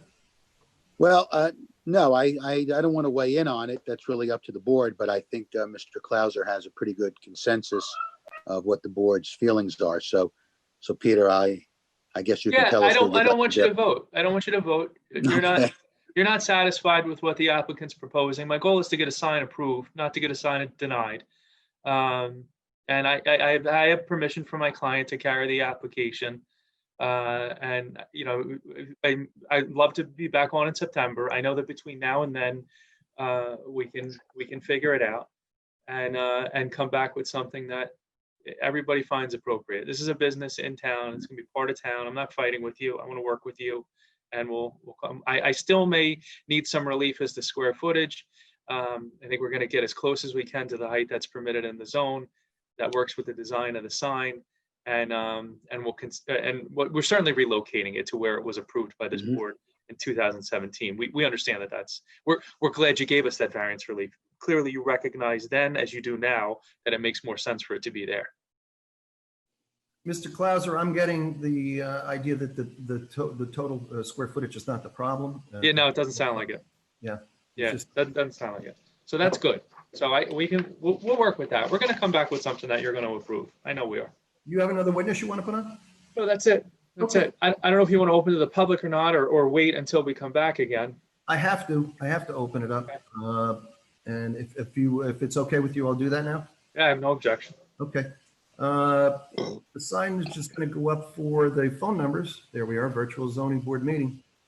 This matter is we're going to open it up to the public. It's 45-2020Z. It's DCH Honda on Route 9 North in Aldbridge. If you have any comments or you have any questions or you'd like to make an inquiry, please call the phone number that you can see in front of you. Is anyone called yet? No. No hands raised. Okay, we'll wait a few minutes. How about at least a minute?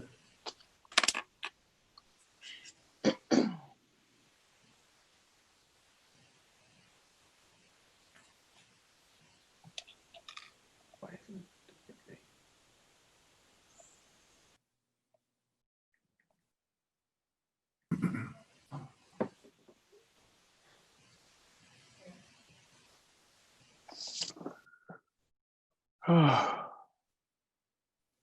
don't think anybody cares about the sign on Route 9, Mr. Chair. Okay, I'll close the public portion for tonight. We can always have another one when they come back, and we will. Back to you, Mr. Clauser. We need a new date, I guess, right? Yeah, the date in September, it is, but can I be carried without any further notice for publication? Well, I think I think based on our virtual platform, you're probably going to still have to do what you've always been doing, Mr. Clauser. I got to do the letters again. Yeah. But if you're going to be changing the tenor of the application, it's going to be a new application. I guess it will be a different application anyway. And Kim, I think we're looking for C variance on the 17th. Correct. Okay, so September 17th, Peter. Okay. And then I do not know what kind of meeting it is at the present moment. Whether we're virtual or public, well, Kim and I will work that out as we get closer to the date. Make sure the notice is correct. Correct. Okay. Okay. Thank you, Mr. Clauser. For those, again, watching, what's going on is this matter is going to be continued, and it's going to be continued to September 17th on the agenda. So there'll be no further testimony tonight on this matter. If you're interested, please tune in again on September 17th. Mr. Clauser, thank you and your professionals. And thank you very much. And the general manager as well. Have a good evening. You too. I think at this point, we're going to take a quick break before we have our first application of the evening. I think Debbie has to set up for the next one. Am I correct? Yes, thank you. Okay. In that case, the time right now I have at 9:20. Okay, that is 9:23. 9:30 will start up. 7 minutes. Okay. Good evening, everyone. Please mute and turn your videos off. Are we doing the church next? Yes. Yes.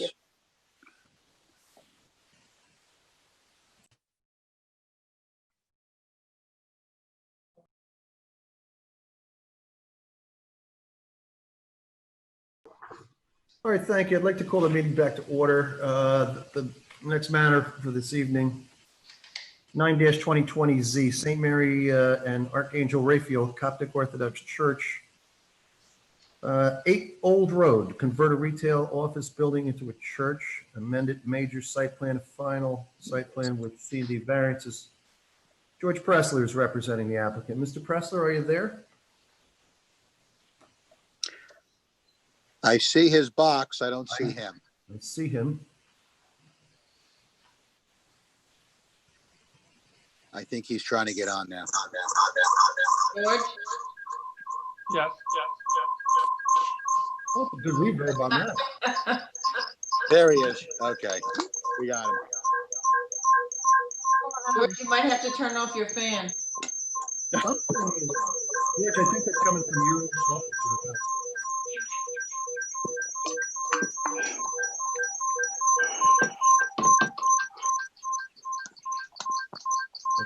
George, there's a noise emanating from your, I think, your microphone. George, is it your fan that's It making? may be that fan that's on behind you. Gotcha. Okay. All right, now we're good. Now it sounds good. Okay. All All yours, right. Mr. Pressler. Good evening, everybody. Good evening, sir.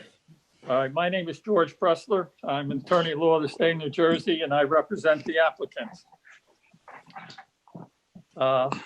With us this evening in the order of their testimony is John Pliszkanka, the engineer for the project, Peter Ibrahim, who is the architect, Frank Meskovich, who is our traffic expert, and Allison Cofen, our planner. At this time, I would like to make, a very brief opening statement outlining quickly what this application is all about. The applicant is seeking to provide a new church building for an existing parish located in Parlin, New Jersey, basically a few miles from the subject property. The applicant has about 200 members and has been renting space from St. Barnabette's for many years. The property subject to this application presently is vacant and is located at Old Road and also known as Block 1 or Block 4186.11 at Lot 2.11. The property is within the community commercial zone.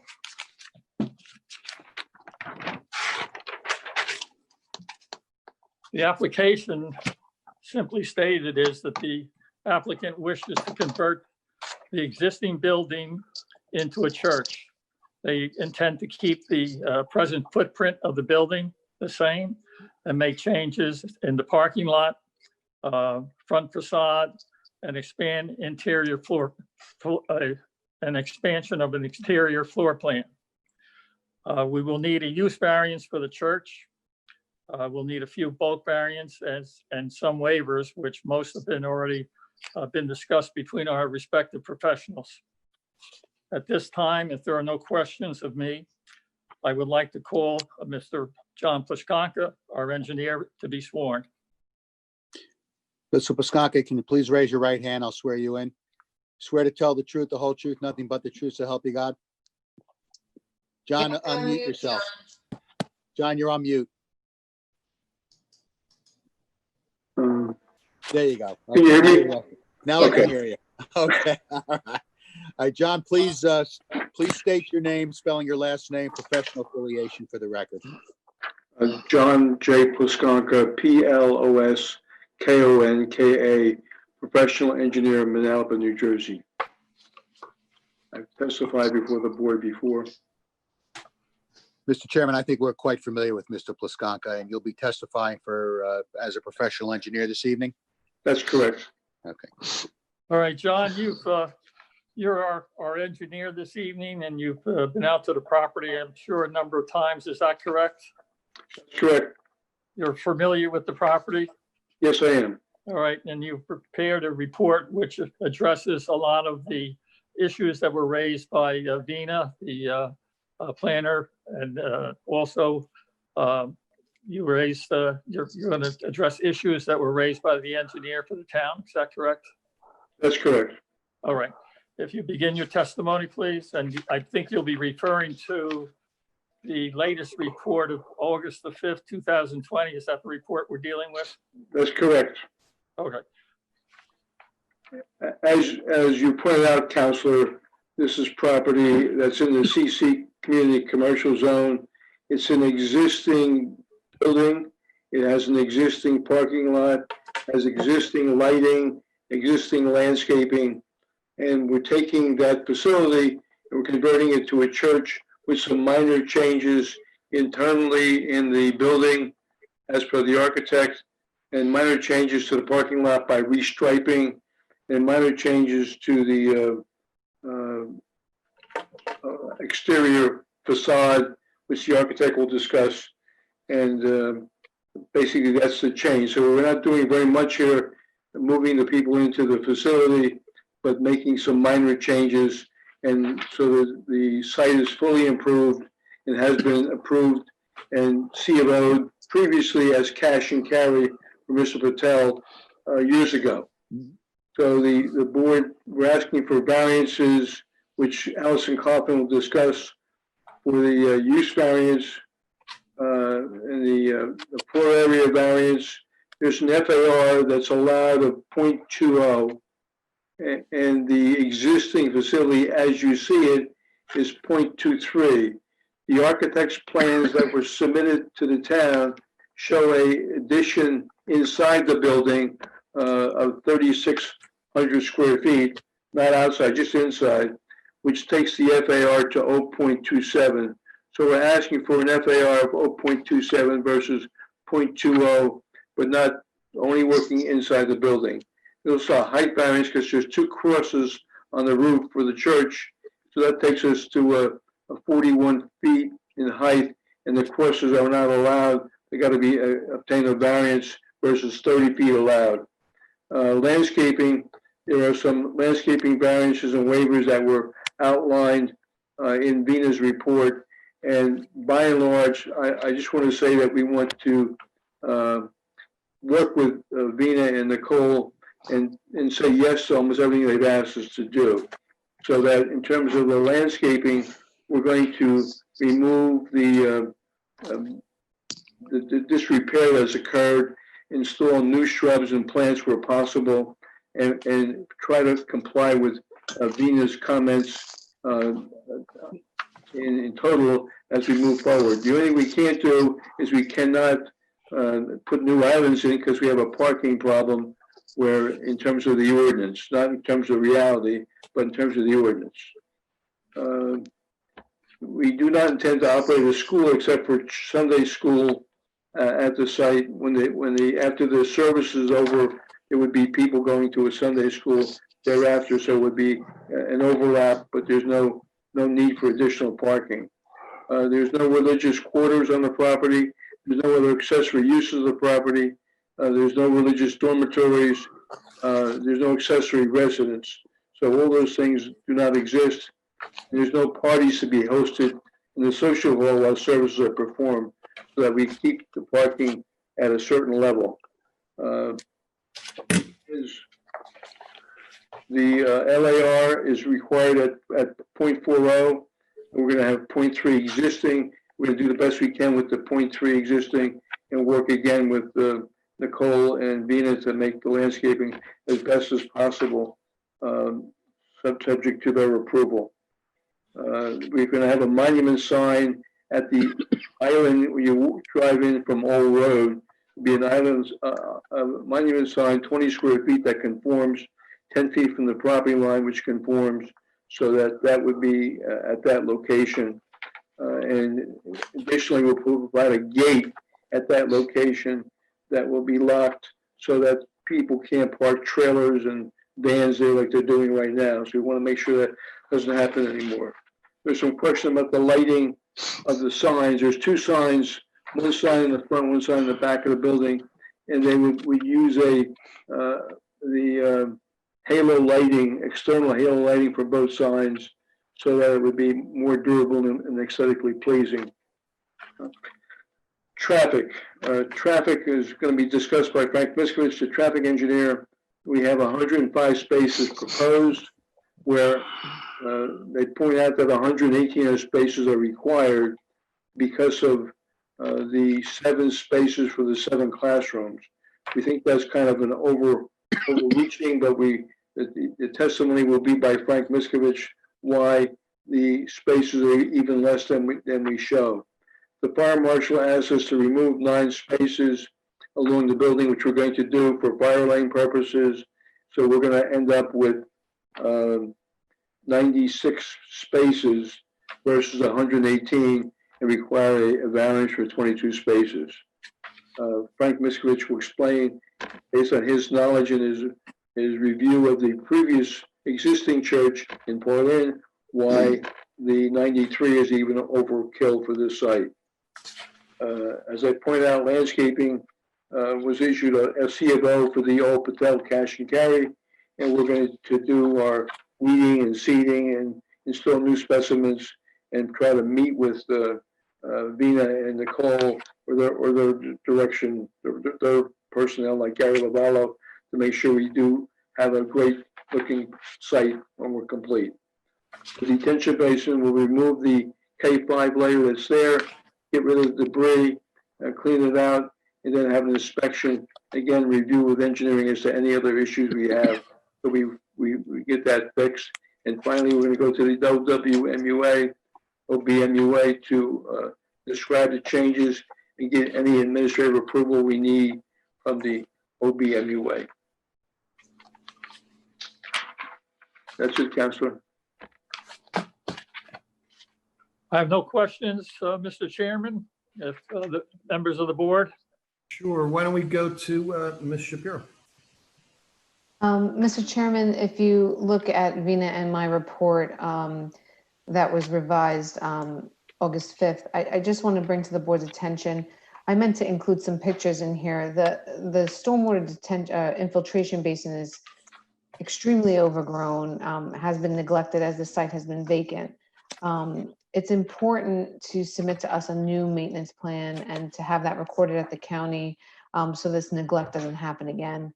Also, because we don't know the condition of the scour holes at the bottom of the basin, that K5 sand, we're asking, regardless of anything, that K5 sand at the bottom, which is critical in an infiltration basin, be replaced. And then for us to inspect the components, I'm pretty sure that scour hole at the bottom in the discharge points would probably have to be reconstructed. But from what I hear, Mr. Plosanka had represented that his clients would be willing to reconstruct that and show that on the plan prior to us signing final plans should the board look favorably on this application. In addition, and I didn't have the comments here, I know Deanna Drum, our traffic consultant, had a very thorough memo on traffic and circulation and some site plan comments. The existing parking lot layout, I request that all the existing striping, for example, fire lanes, parking striping, all be restriped. I do see that there's a deficiency with the parking, and our fire marshal had indicated that the parking around the side and rear of the building to the north and to the west side should be eliminated because that's a fire lane on the side and rear of the building. And certainly I agree with that. But in an effort to find more parking or to increase the parking to come closer to what our ordinance requires, and because nothing is available parking wise on Hartle Lane, it's very narrow. Same with Old Road or Cheesequake Road that abuts the frontage of the proposed church. I would ask that because they're asking a waiver from the size of the parking stall, that they investigate, especially along the front row of parking along Old Road and Cheesequake Road, that maybe they eliminate the island, the landscaped island there. Ask for the waiver on the landscape island. Ask for the waiver on the size, and perhaps see if they can get additional space there. The double front facing or a head-end parking in the center of the site, based on my calculation, if you remove the islands at the end cap on one side, you could probably gain 1 or 2 spaces there. If you just take a look at the sizing, I think Vina had illustrated in one of her tables that the waiver would be required because we require 10 by 20 spaces. And then the sizes, the minimum size that they have out there is 8.8 by 18 feet.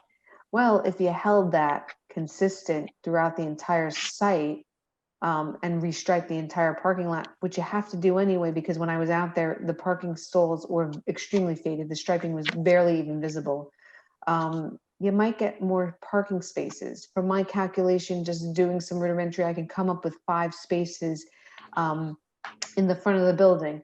So I encourage Mr. Plasanka to go back, take a look at that. Should the board look favorably on granting the waiver? And remember, we're in now a church use instead of the shopping center that was there before, where you don't have the shopping carts. So if the board looks favorably on the waivers, I ask that perhaps they make it uniform throughout the entire site and try and gain additional spaces. Other than that, I mean, most importantly was the stormwater management. Utilities, I happen to speak to the Auburn Municipal Utilities Authority, and although they're an existing customer in their books, the use and the facilities in the building would have to be updated and for their record. So they asked that something be submitted to them. So I wanted to include that. And that was it. I know that Deanna will cover everything as far as the site plan circulation and anything else that I had missed. Thank you, Ms. Shapiro. Can I ask you a question?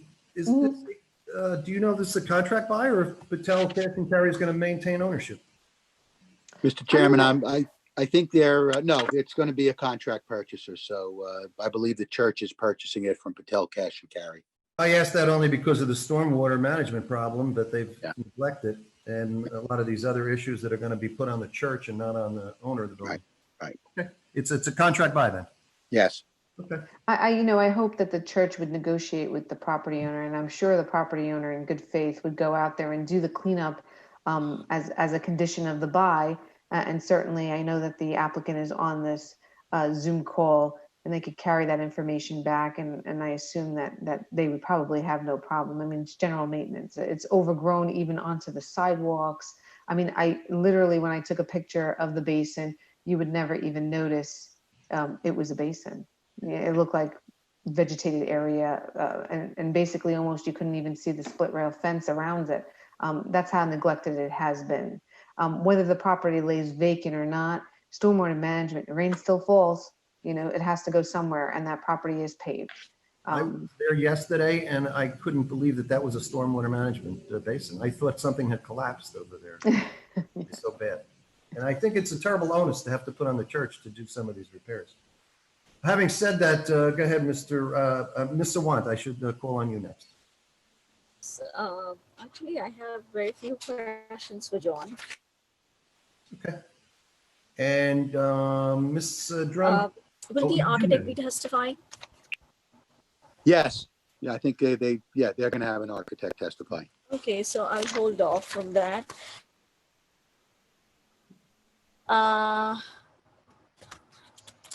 John, I believe you're asking for waivers for the items listed on the landscaping section, correct? That's correct. So all the waivers. You're muted. Ina, you're muted. There we go. Page 4, table 3, 4 and 5, table 3. You would be asking for waivers for all of them, correct? Correct.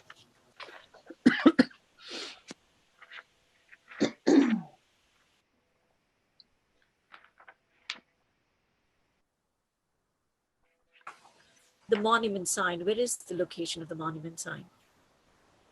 I can pull up the screen.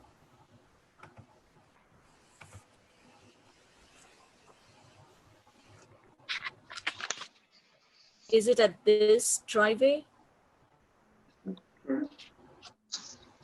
Ready. For the stop sign in Libra.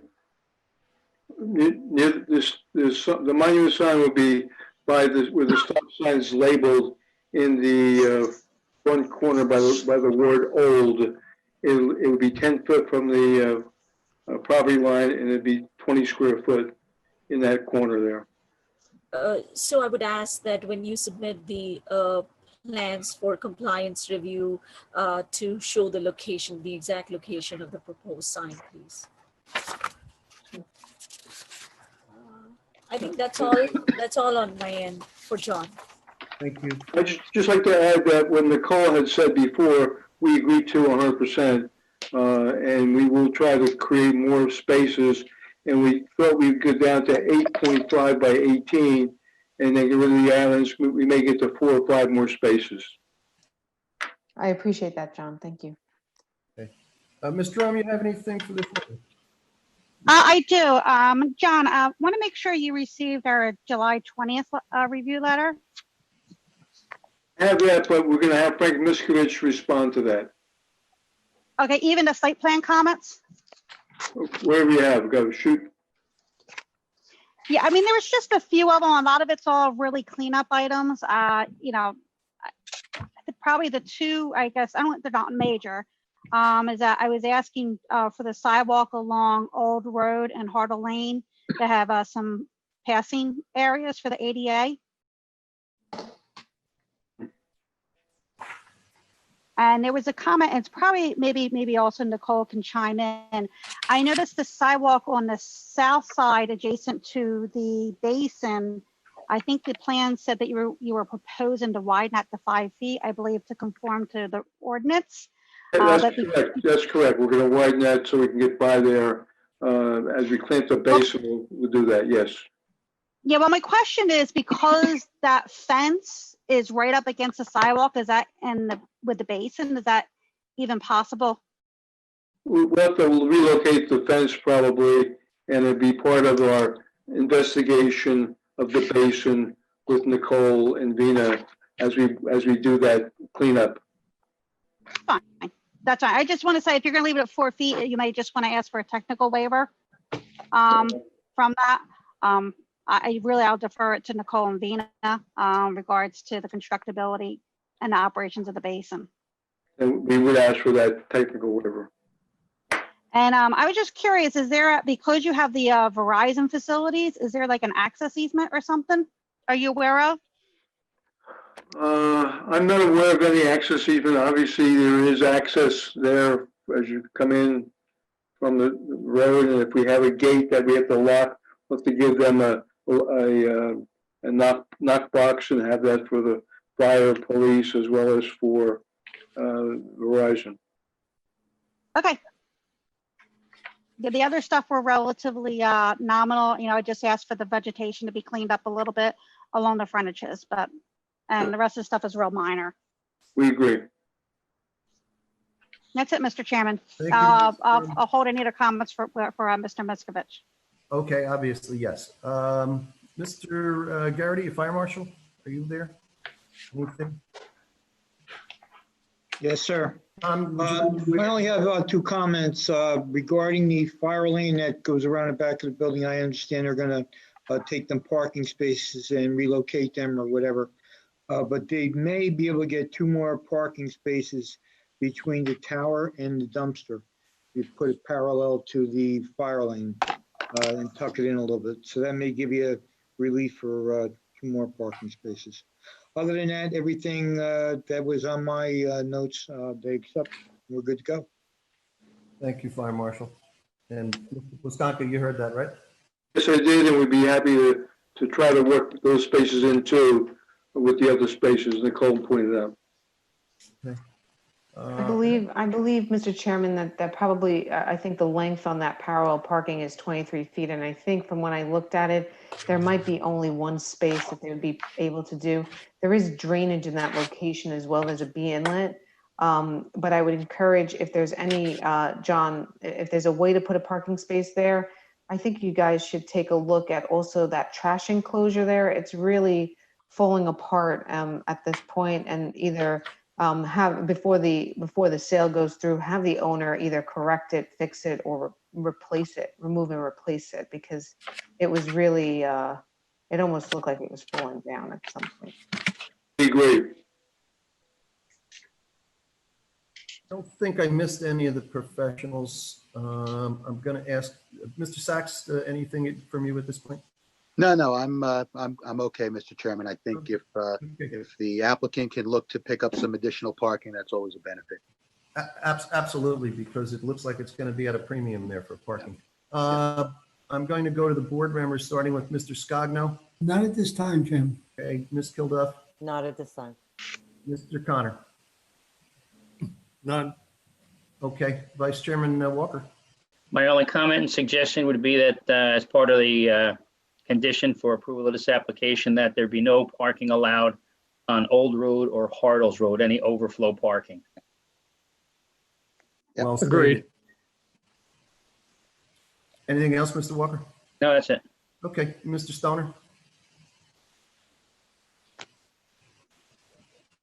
No? Okay. And Ms. Chevalier? No, nothing at this time. Okay. Is there any possibility that the old property across the street where the township used to have the police department municipal building there, is who owns that now? Is it possible for any kind of agreement for when you have high services or something that might be used, Mr. Pressler? Do you know anything about that? I do not, Mr. Chairman, but I know exactly where the location is that you're talking about. Right, and I mean, it would be a quick access. I don't know who owns it. I think that should be something to be explored. Okay, okay. I know they were parking trucks in there at one point, so they were renting it from somebody, and there's no more trucks parking in there, so. Mr. Chairman, Go ahead, that site is actually privately owned, and I believe that the property owner is looking to redevelop that property and is looking for somebody to purchase it. Certainly, it would be advantageous if the church was to reach out to them, maybe strike a deal with them, while the property is vacant. But I'm sure once it's developed, it would be a hard sell to get somebody to come in on that side. Perhaps, maybe. Yeah, but, I guess worth it. it's For sure, worth it. All right, no one else. I've hit everybody on the board. Mr. Presley, you want to go with your next witness? Yes, thank you, Mr. Chairman. Our architect, Peter Abraham, please. Mr. Abraham, please raise your right hand. I'll swear you in. You swear to tell the truth, the whole truth, nothing but the truth, so help you God? I do.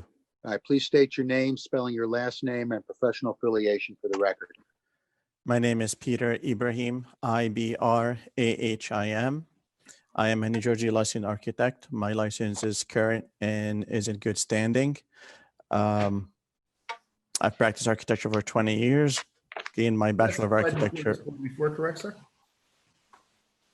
I'm sorry?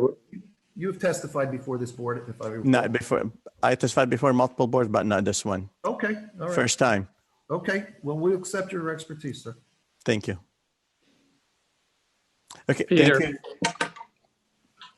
Hi, have you George. had an opportunity to view the subject property? Yes, I have. And you have prepared a response to some of the items that have been set forth in the memo from Vina, and who is the township planner, and also Nicole Shapiro, the township engineer? Yes, I have. All right. But before you do that, could you tell and you're a member of the church, are you not? I am a Coptic Orthodox. I'm not a member of this parish, but a member of the church overall. Okay. Are you familiar with the services of this parish? Very much, yes. Okay. Could you tell the board a little bit about when the services are, what days, and how long they take place, and what happens after the services are over? Absolutely, absolutely. The most demand on for the services will likely be the weekend. Obviously, Sunday morning would be the premium time for liturgical services, and that's where the large sanctuary space is dedicated for. Usually, services are about a couple hours on Sunday morning. At the end of the services, it is customary that the younger kids and youth would break off to go to Sunday school, while the older in the congregation remain around for a sermon by the priest. Once that's over, they can break out into the multi-purpose room or the social hall and wait for the younger generation to finish their Sunday school and then depart. This would be the heaviest use of the church when you have all the families or the majority of the families attending church services together. All right, and this is common with the other parishes around the neighborhood, around the area? Yes, there are And- multiple parishes around. East Brunswick, Homedale, South Brunswick, and they all follow a very similar schedule. All right, thank you. All right, now, if you would adjust the comments that have been made that you were responsible to responding to in the report.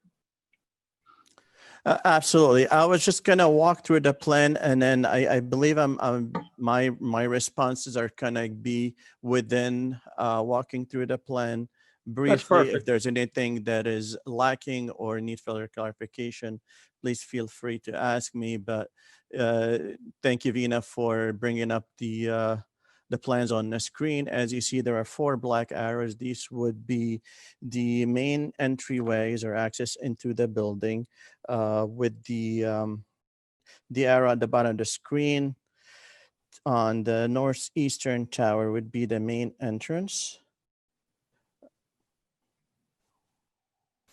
For most services, and once one goes through that vestibule, they are greeted with a 2-story lobby flanked by the support and administrative spaces. As you continue through that lobby, you are led to the main church hall, which consisting of the sanctuary space, the altars, the deacon chorus, the baptistry, as well as a balcony that is overlooking the 2-story space of the church itself, or the sanctuary rather. Other main spaces that you will see on this floor level are the chapel, which would be likely used for weekday services when you have less number of people, and it would be more efficient to utilize a smaller space to hold the services.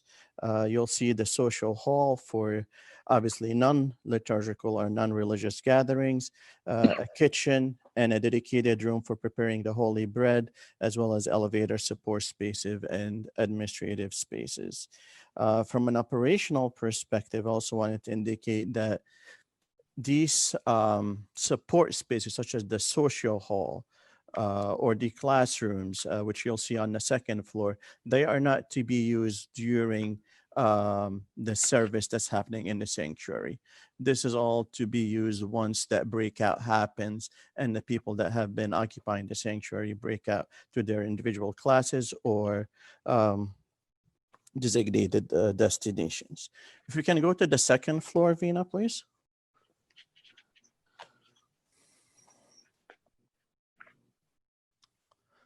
One more page down.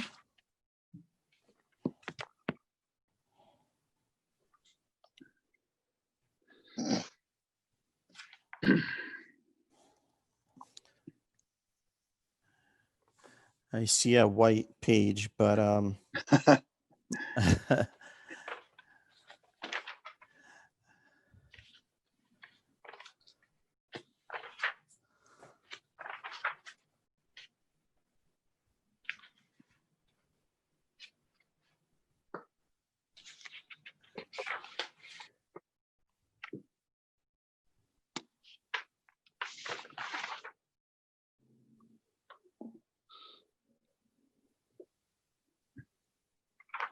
I'm having trouble with the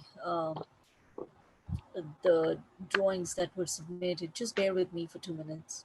Sure.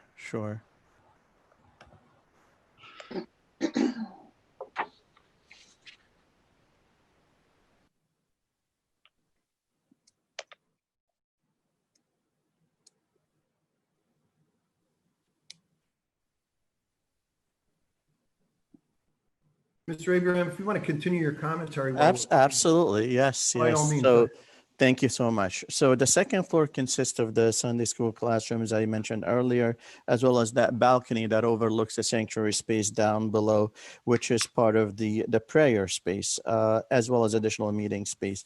The 2nd floor slab is currently partial, or what you would call a mezzanine. So the church is also seeking to infill this area that would be hatched in gray on the plans. So that would provide that balcony overlooking the sanctuary, as well the code required toilet rooms, and then probably squeeze in a couple more meeting areas as well. Again, just want to reiterate that the classrooms are dedicated to Sunday school and religious education without intent to utilize that space for any other school services or daycare. If we go on to the elevations, the applicant is looking to remove the signage left by the previous retailers, install backlit signage identifying the church name, as well as crosses atop the two towers that are there. The towers tend to lend themselves to the traditional church architecture, consisting of spires or bell towers, and the cross always want to be on the highest portion of the building. Therefore, that's why we chose to put them there. Other than that, the exterior elevations, we are trying to maintain the building, give it a facelift, repair the stone veneer, replace a couple of the doorways that may have shattered glass or no longer usable or not applicable for this application, and pretty much give it a much needed facelift since the building had sat vacant for a while. Peter, I'm sorry to interrupt you, but I'm having difficulties with the exhibits that were provided. If you want to share your screen, I can assign you as a co-host and you can display those Absolutely. PDFs. Absolutely. Just let me know when I can go ahead and hit that share screen button.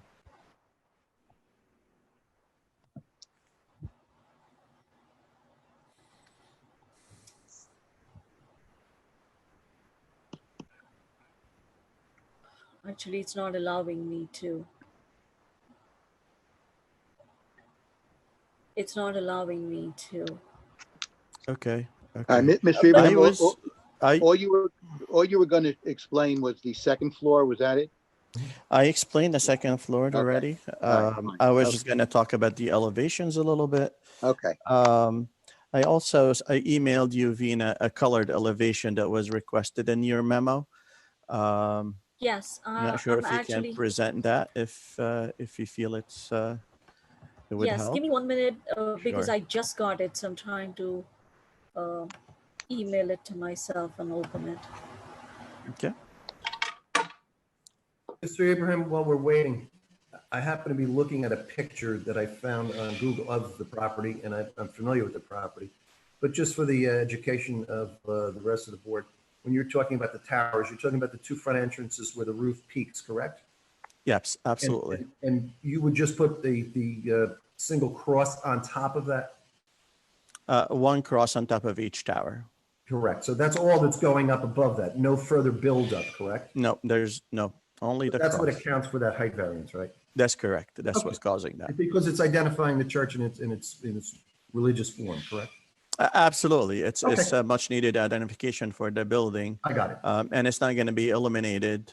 Right. There's no other build higher than what the building is already, except for the traditional cross. Only the cross is Thank going you, on Brandon. top of the towers. We'll wait on Ms. Solon now.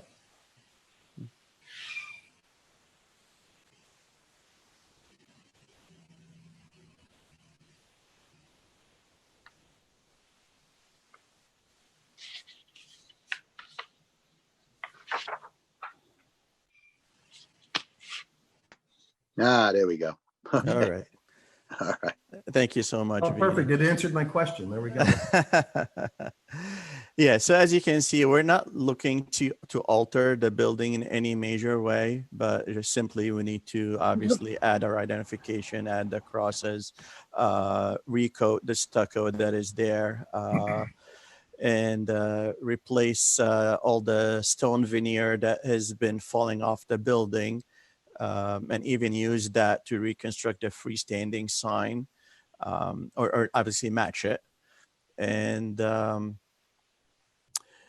then there's obviously a couple openings that would need to be infilled. There's a couple roll-up gates on the back that are no longer applicable for a church use. So these would be infilled in a manner that matches the surrounding and existing conditions, as well as relamping any light fixtures that are associated with that canopy, if there is any.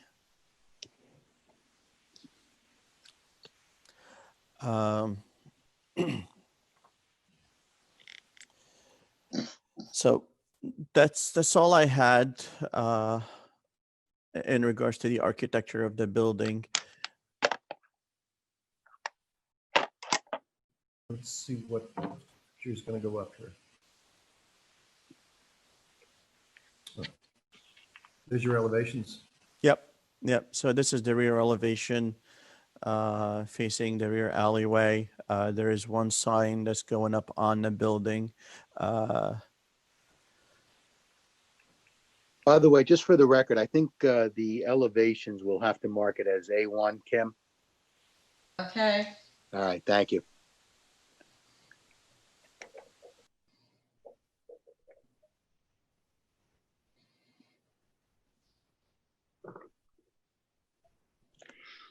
I do apologize. There's actually 3 crosses. There are a third cross on top of the parapet that's facing the alleyway and eventually Route 9.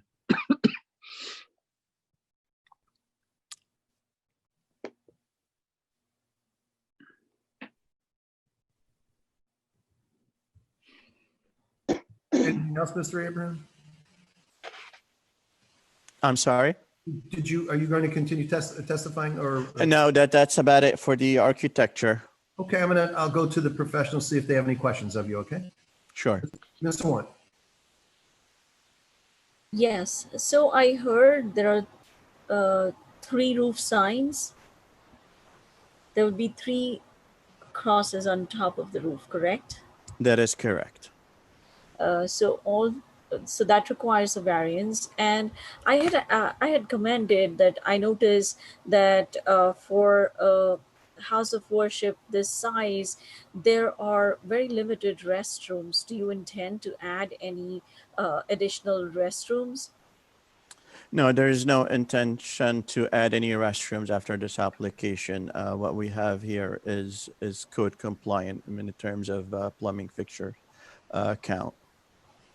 Maybe you should consider expanding the restrooms, because for the capacity of people that the church will accommodate at one time, like 2 stalls for every floor seem to be low.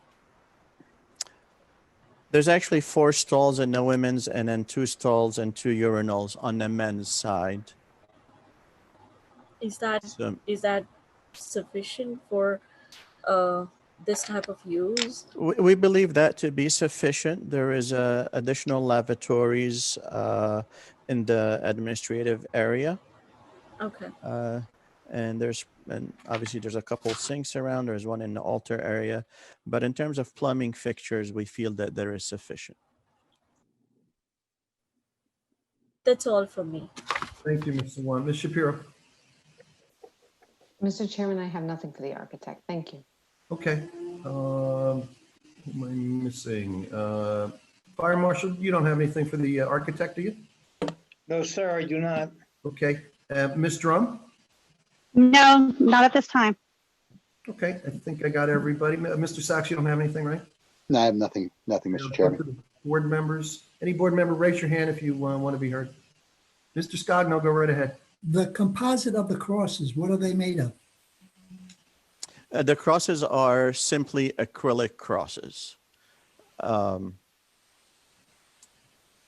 the solid. That's just simple white acrylic crosses. They're not illuminated. No metal. There obviously there's maybe metal in the structure, but what you would see is just simply an acrylic cross, a white acrylic cross. I was concerned with lightning. Thank you for thank you for that. We'll have to figure out a solution. I'll talk to my electrical engineer and figure out a solution how to route any lightning strikes to the ground. Thank you. I believe they use a rod on those, don't they, and ground it down? Yes. I think so. Yeah. I don't think lightning can hit a cross. Mr. Scogno, did you have anything else? No, and anybody else on the board, raise your hand in front of me. I don't see anybody that has. Mr. Preston, back to you. Nothing further with this witness. Thank you. Then your next.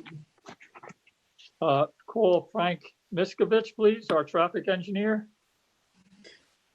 Mr. Miskovich, if you can log in. I don't see you yet. Hold on. He's on the right. He's next to Yeah, Vina. yeah. Frank, if you could unmute and log on. There you go. There he Yeah, is. there it All is. right. It finally came on. It would. Great. It's been Thank sitting so long, it didn't want to turn back on. Mr. Miskovich, if you could please raise your right hand, I'll swear you in. You swear to tell the truth, the whole truth, nothing but the truth, so help you God? I do. Please state your name, spelling your last name, professional affiliation for the record. It's Frank Miskovich, and it's spelled M-I-S-K-O-V as in Victor, I-C-H.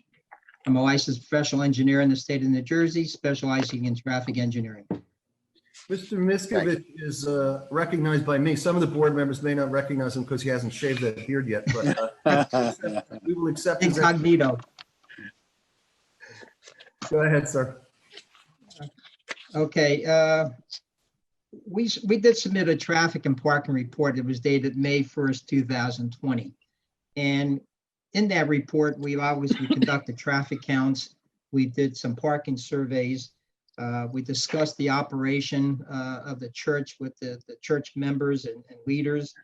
We reviewed the site plan that John prepared. And we did estimated amount of traffic and how much the parking demands may be to address, one, the conditional use criteria for houses of worship that's in your ordinance, but also to establish whether we had enough parking to support the church. But I would like to just talk about the circulation, then the parking and the traffic, because there was comments in Ms. Drum's review of it that talked about some signage and circulation. And let me start with that. We're not proposing any changes to the driveways. The driveway on Old Road will remain as a full movement driveway. And the driveway that goes around the building and exits out onto Hartle's Lane was always intended to be a one-way. The signs may have been missing over the years, but in accordance with Ms. Drum's request, we will be signing that for one-way, do not enter, stop sign and stop bars at the driveway entrance onto Old Road, and whatever other signage needed on the side. So the circulation is in and out, all movements at the driveway on Old Road and an exit drive around the building onto Hartle's Lane. When we got into the parking, we're concerned about having enough parking for the site. When we first looked at the ordinance, the Appendix F, the parking requirements, it referred to parking in the sanctuary, which in this case is 256 seats. And at 1 per 3, that would give me 87 spaces on the sanctuary only. As was indicated, we don't have a school operating on the site other than a Sunday school for kids after the services on Sunday. But we thought we'd be conservative in asking for, estimating what the parking would be needed. So we came up with 334 seats. That includes the sanctuary, the chorus area, baptistry, and the balcony. So that's a full occupancy. And we realized that some of these may be overlapping. In other words, family coming in for the service, some members may actually be in the chorus. So there's some sharing that uses. But having said that, we based everything on the full 334 seat occupancy of all those uses. And that equates to the 112 spaces that's in the review letters, exclusive of the parking for any classrooms. When we first tackled this, we know that we had 10 by 20 spaces to serve the retail and the supermarket use that was over at the site, Patel Brothers. And we had a loading area. We thought, well, we don't really need the loading area for the church. We really don't need 10-foot wide parking space for something that's really used maybe one day a week. So we looked at restriping that front parking area to 9-foot wide spaces. That would increase that from 89 to 96 spaces. We added 9 on the perimeter of the building, but as according to the fire marshal, we agree we are not going to put those in. So we've taken them out. So we're really down to 96 parking stalls that's on the current plan. And as was pointed out, we have 9 spaces that are at 8.8 feet. That's 8 feet, 9.5 inches. So we're 2.5 inches shy of the 9-foot width. But I won't go into the parking too much because the discussions earlier were we'll look to see where we can get more parking. whether we can change some of the width of the parking because it's a low turnover and low intense use. Maybe we can take some landscape islands out and add some more. So I don't have the final number of what we can come up with, but I'm going to go with the 96 that we have right now. We looked at the Institute of Transportation Engineers data, both for parking and traffic generation, but we also went out to the existing services over at St. Bernadette's Church in Parlin, which they currently use for their services. And what we did was from 6 a.m. to 1 p.m. during the service time, we counted cars in and out. We actually counted the cars that were parked. And what we found out was the peak demand that we had was 49 spaces that were occupied for the church use. Some of that varies throughout the course of that service because some will come in for the liturgy, and then some will leave. They may come back for the social. So not everybody stays for the sermon and the social gathering. But during that time, it was 49 spaces. When I equate that to the population, that came out to a parking ratio of 0.3 spaces per seat, 0.23. And that's in the appendix of our report. If I use that for the full 334 seats, I have a parking demand of 77 spaces. So we're under even the 89 that are existing today. I then looked at the ITE data to see how this correlated to that. ITE suggests a ratio of 0.22, which equates to 73 spaces. So we're consistent with what we observed at their existing service and what Institute of Transportation Engineers has.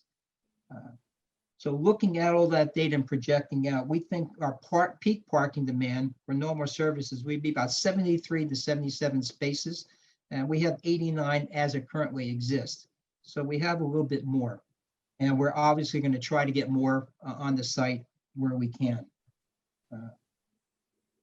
But again, that was a typical church service. Sometimes they're even less occupied than those peak times. So we may only be 60, 70% occupied during typical church services on a Sunday. So that would reduce even the parking demand further, except for those high holy days throughout the year, which are only a couple of times a year. So we feel that we don't have a definitive number right now, Mr. Chairman, on the parking variance, but using 112 to the 96 we have, that's the parking variance of 15 spaces, I believe, or maybe 16. The traffic generation, the code has a house of worship conditional use criteria. We have to meet 3 conditions. Number 1, and I'll go through that in a minute, but let me back up. I'm sorry. Let's talk about the traffic. We did traffic generation. We actually counted the cars in and out of the existing facility. And we looked at that rates. And we found that the trip rates were actually 0.38 per seat. Using ITE data, it's slightly higher, 0.54, resulting in more trips. So we used the higher ITE data to determine traffic generation based on the full 334 seats. We then added that to the traffic at the intersection of Hartles Lane and Old Road, which we counted on a Sunday during a typical service from 7 to 12 p.m. on a Sunday morning. And what we found that traffic volumes on that intersection is very low. The peak time was actually 10 to 11, where the total intersection volume was 32 vehicles, 1 every 2 minutes. So it's not very high. So the church traffic that we're adding, which projects out to 180 trips in and out, is obviously going to increase traffic there. But what we did was impose that full 90 in, 90 out, let's say, during the 1 hour, and superimpose that on the higher 10 to 11 period. We don't coincide with the peak on the street. Well, we coincided everything together as a worst case. And then we went through the conditional use criteria based on that. The condition, there are 3 of these criteria. 1, that the additional traffic resulting from the proposed use will not exceed a volume capacity ratio of 0.8 on the adjacent streets. They are calculated by the capacity ratio of 0.09. So we're much less. So we meet that condition. The second condition is that the additional traffic from the proposed use will not increase the peak volume by 10% or more. question is, what is the peak volume? I would submit that the weekday peak volumes at the intersection on Harlow's Lane or on Old Road are probably weekday rather than Sunday morning. But having said that, we're increasing the traffic by more than 10% at that intersection on Sunday, because with only 32 vehicles, 10% is 3 more trips. So we are not going to meet that criteria. But again, that's not during the peak, I believe, volumes on the street. If I look at peak hours during the weekday and church traffic is minimal or non-existent, we're not getting anything. So we meet the criteria to consider the peak volume to be on a weekday. It's my opinion that we do meet the intent of that criteria. The last one condition is that additional traffic resulting from the proposed use will not reduce the level of service significantly or impact the intersections to level of service F or below. The level of service that we calculate is A, so we meet that criteria. So basically, in summary, I think we do meet the conditional use criteria. And basically, the traffic generation that we're going to see from this on a daily basis is much less than what was from the retail use. I believe parking, looking at it both from the observed parking that we did at the St. Bernadette School or church, and looking at the ITE data, that we do have enough parking on the site to support that. And we are going to see where we can increase the parking supply in the main parking field or somewhere else in the landscaped areas on the site.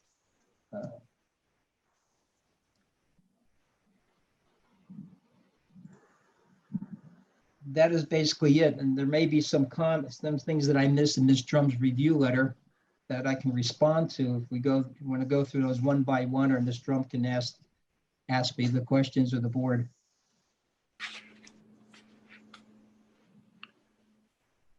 Mr. Chairman, let's open it up to the board. Well, I was going to go to Ms. Drum because she's been waiting all night to get on, so go right Okay, ahead. perfect. Thank you, Mr. Chairman. I did read Frank's traffic study, of course. I listened to his testimony. I also did my own independent evaluation on the parking, and I was around 80 to 85 spaces. So I think Frank and I are probably within reason. I looked 75, 80 on, probably a good day.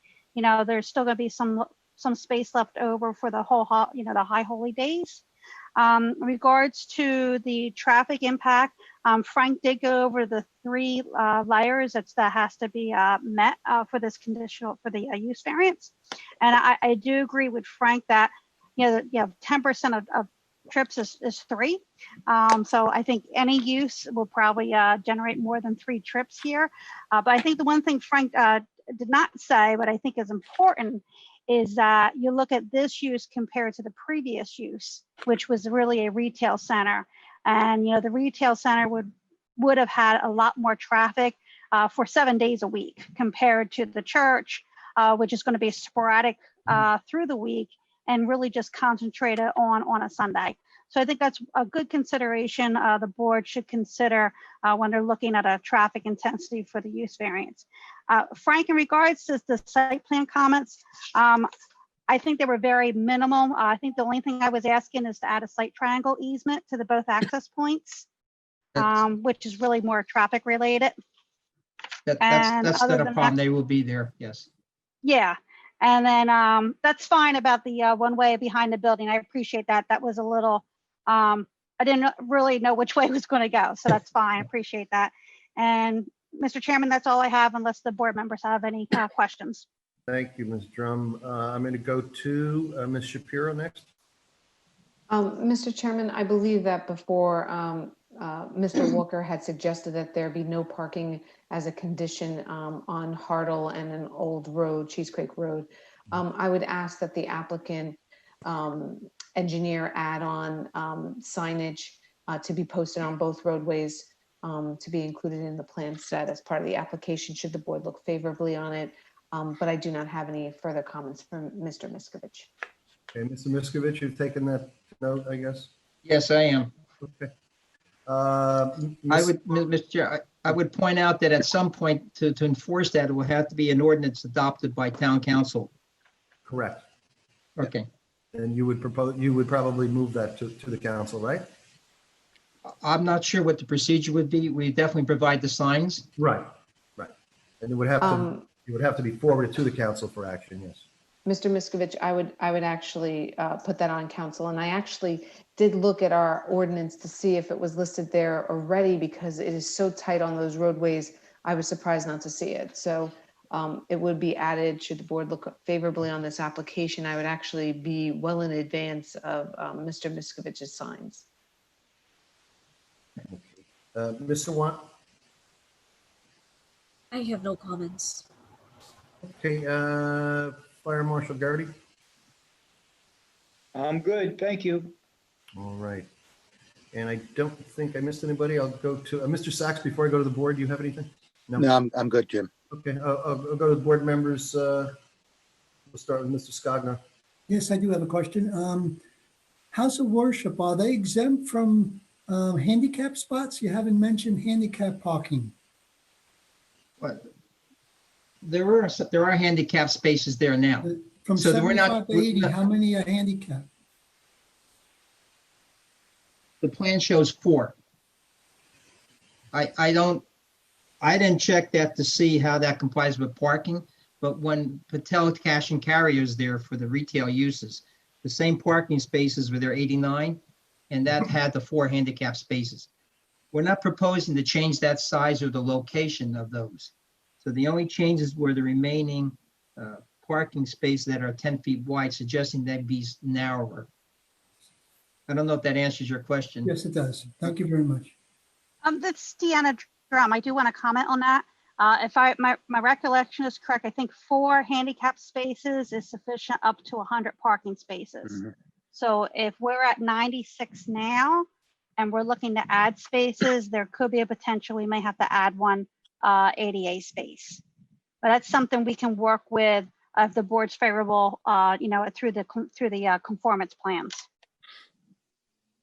Okay, on the report, it says that 4 required, 4 proposed, so I'm not sure if that alters that. Ms. Shapiro, that was your report, right? Yes, for the count that they're proposing, they were correct. But I think what I'm saying is I want them to decrease the size of the parking spaces, the width of it, so that they can get more parking. So Deanna is saying if they're over 100, Right. they would require to add. Another one. Okay. Yeah. So noted. Ms. Kilduff, anything? No. Mr. Connor? Nope. Mr. Walker? Nope. Okay. Anything, Bruce? No. Mr. Stoner? And Ms. Chevalier? Nothing at this time. Nothing. All right. Mr. Stoner, I'm sorry, No, I said nothing. I don't have anything Okay. at this time. All right, very good. All right, we've covered all the board members. I have nothing to add to Mr. Miskovich, but however, I believe you have another witness coming forward. Yep. Mr. Mr. Sullivan, before you go with the other witness, I just, ahead. I'm talking to Mr. Guin, who represents the fountains, which would be the next application, which obviously we're not going to get to this evening. Correct. So I think what he would like to do is carry this to the September 3rd meeting. And I've texted with Ms. Silverman, who's told me that that date is available. Yes. Steve, are you still on there, Steve? He may have logged off. Okay. I'm here. Oh, he is. Okay. Good evening. Okay. Good So evening. Steve, I'm assuming you'd like to carry this to the September 3rd meeting. Yes, please. That would be great. Okay. And I think you'll probably have to renotice. I'm not sure if this is going to be an in-person meeting September 3rd or a virtual meeting, but in any event, it'll probably have to be renoticed. So Understood. Larry, will it have to be renoticed in the newspaper if it's a Zoom or a non-Zoom, or if it's a Zoom, does he just have to send the letters out like he did beforehand? yeah, I mean, I guess if it's a non-Zoom, if it's a Zoom meeting, he can send out the letters like he's done before. Correct. Okay. And if it's a Zoom, if it's an in-person meeting, I guess we'll know that soon. Then he'll just mention that in the letters. That's fine. Okay. Yep. Okay. We'll coordinate that. We'll take care of that prior to the meeting. Okay, so Okay. do we want to just announce that so that this way anyone who's aware? Yeah, I'll make that announcement. I don't know if there's anyone in the public who is listening in on this, but if you're here for the meeting regarding the fountains, Fountains at Old Bridge LLC. Fountains at Old Bridge LLC, that will not be heard this evening. It will be heard on September 3rd at 7:30 p.m. And if you're within 200 feet, you will receive a new notice. Thank you. Okay. Thank you. Thank you, Steve. Thank you, Mr. Goen. Mr. Pressler thanks you too. He's lucky he didn't put me to sleep, and I stayed on for that. Okay, Mr. Goen. Let's get back to Mr. Pressler, and I believe you have another witness, sir. I do. Allison Cofen, our planner, please. Allison, if you'll raise your right hand, I'll swear you in. Swear to tell the truth, the whole truth, nothing but the truth, so help you God. I do. All right, please state your name, spelling your last name, professional affiliation for the record. Allison Coffin, Coffin. I work for James W. Higgins Associates. I'm a licensed professional planner. Ms. Coffin has testified before this board on numerous occasions over the years. We accept her expertise. Thank you. Allison, I understand you have two versions of your testimony this evening. Mhm. I think everyone would prefer the condensed version. If you could do that for us, please. We are quick listeners. Okay, so it's my opinion that special reasons exist for the granting of the requested variances, and the variances will not impair the intent and purpose of the master plan or the zoning ordinance, nor will they result in a substantial detriment to the health, safety, and general welfare of the public. So this application requires 3 D variances: the conditional use variance, FAR, and height. I'm going to look at that conditional use and the FAR together, since the only condition that the applicant doesn't meet is FAR. So, you okay? I'm getting some feedback. We're getting, well, someone's got some background noise if they can. So I want to make sure everyone can hear me. So the special reasons exist for the granting of the requested D3 variance from the conditional use and the FAR variance, and that the site can accommodate the problems associated with the use and the FAR, though that does not comply with the conditions of the ordinance for that. So the CC zone has an FAR limit of 0.20. The existing structure is already non-conforming with an FAR of 0.23, and the applicant is proposing a small increase in the floor area on the second floor, raising the FAR to 0.28. This increase allows for a balcony overlooking the sanctuary, some meeting rooms, bathrooms, and an elevator to access the second floor. But the proposed variance will not impede the ability of the site to function with the use despite the deviation from the ordinance requirement. In this instance, the lot is already developed with a non-conforming FAR. The magnitude of the new FAR and the amount of floor area being added is not large, and the increase in floor area does not significantly alter the intensity of the use that's proposed, so there's no change in how the site accommodates the use resulting from that new floor area.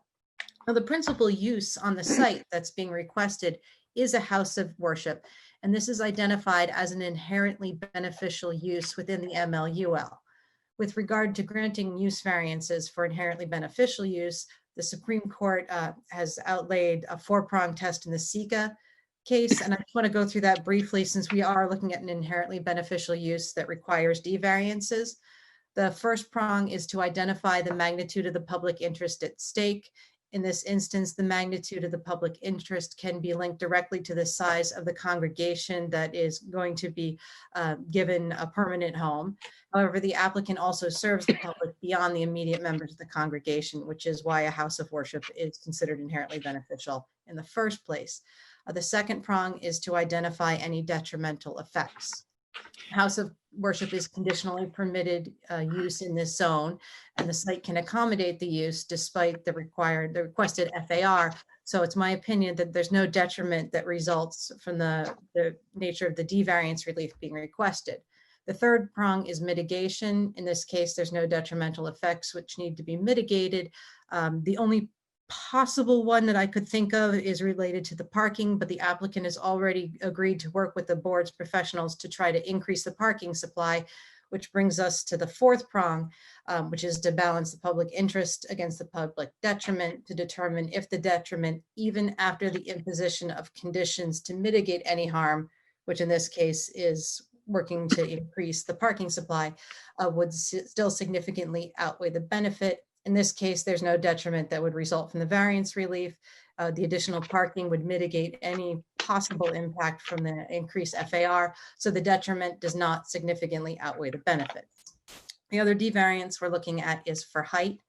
This is an existing structure which is already non-conforming for height. The ordinance limit is 30 feet. The existing height is 34.7 feet. And the only alteration to this is for the church's crosses, and they go up to 41 feet. These are not habitable area. They're an architectural expression of the congregation's faith, which is typical for a house of worship. The ordinance does have a specific height allowance for a house of worship, which would allow it to go up to 50 feet with increased setbacks, which are not possible on this site. But this tells me as a planner that the ordinance does anticipate a house of worship going above the permitted height in a zone, making the D variance relief for this structure appropriate. We have other variances that we're requesting, C variances, and several are existing conditions: the lot area, the front yard setback, and the landscape area ratio. The parking variance was previously addressed by the engineer and the traffic engineer, and they established that the parking supply proposed, though non-compliant, will adequately support the house of worship, and the applicant has agreed to work with the professionals to see if they can increase that supply further. And the last relief we're looking for is for roof-mounted signs. Now, I'm not certain that a church's crosses and other such religious expressions were intended by the writers of the ordinance to be included in this prohibition, as they're a standard feature in a house of worship going back more than 1,000 years. However, it does appear that if a strict interpretation of your ordinance would allow for calling a cross a roof-mounted sign. As such, the applicant is requesting relief to permit the roof-mounted crosses as an expression of their faith and as an appropriate architectural feature on a house of worship, and there's no detriment that would result from the placement of the crosses on the structure. I'm almost at the end. The last test for variance is whether or not the subject application would impair the intent and purpose of the zoning ordinance. And here we have a use that's appropriately located in a zone in which it is conditionally permitted. It's an undersized lot for the zone. The zone requires 3 acres, but the conditions for a house of worship require 2 acres. So having a house of worship occupy this undersized lot in the zone is actually a better fit for the zone than a conforming use would be. The use meets all but one of the conditions for the use, and the site can accommodate the use despite the deviation for FAR. And the height that we're requesting is for unoccupied structures. It's related to religious expression, and it will not have any detrimental impact to the master plan. And I'm done. Thank you, Allison, for the condensed version. You're welcome. Thank you. Very succinct. Let's go to our planner, Ms. Sawant. Thank you, Chairman. Ms. Coffin, can you just elaborate on the conditions of the house of worship? I know in my memo on page 5 and 6, there were questions related to other accessory uses along with the church, like typically you would have a school, childcare. I didn't hear anybody testify on that. Can you please add on just to make sure that it does not violate any of the other conditions of the conditional use? There is no school proposed for this house of worship beyond what is typically part of the religious nature of the building, the Sunday school, and there may be occasionally weekday classes related to worship, not a parochial school or a K through 12 school. There's no daycare proposed, and there's no residential facilities proposed. Would the applicant agree to that as a condition of approval, that there will be no, I mean, if in future the church decides to add an accessory use, they would have to come back to the board for review, especially because of the current parking condition. I would agree. Be one of the conditions of approvals. I would think that would that would be appropriate to return if we were to add any accessory uses. Thank you. You're welcome. That's all for me. Actually, Ms. Sawant, just the way it was written on page 5 of the report, under 2(3)B, the school shall not be operated independently of the house of worship. Isn't that clearly what we want? So we don't have an independent person come in and create a school or a pre-care or anything along that line? That's correct. But I have also, in my past experience, I have come across houses of worships that want to conduct school, like a childcare nursery school type of a use along with the church, and that would add on to the parking requirements as well. So in this case, since we already have a shortfall and we're trying to come up with additional parking, I would suggest that if the board chooses to add any such accessory use, they come back to the board and we review it. And Larry, we could do that, right? So it's independently or in line with the. Yeah, I mean, the certainly, auspices of the church. yeah, they're allowed to conduct their, their Sunday school. Sure. And if they have a weekday religious school, that's fine. But certainly if they wanted to come back and have a daycare or a kindergarten or a full-time parochial school, yes, they would have to come back before the board and we can put that language in. And that's okay with the applicant, Mr. Presley? That's acceptable. Okay. Who did I went to Ms. Sawant. Ms. Shapiro, did I go to you? No, but I have no comments. All right. Tom Garrity? Tom Garrity. Anything? Yes, I'm still good. Thank you all. All right. Ms. Drum? No, I'm fine. Thank you.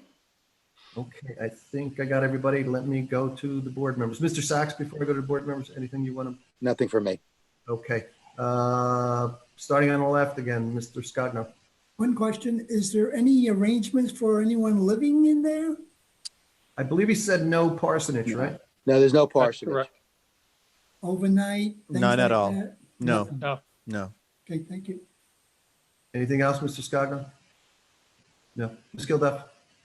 Okay. Mr. Connor? Nothing. Okay. Vice Chairman Walker? No comments. Mr. Stoner? None.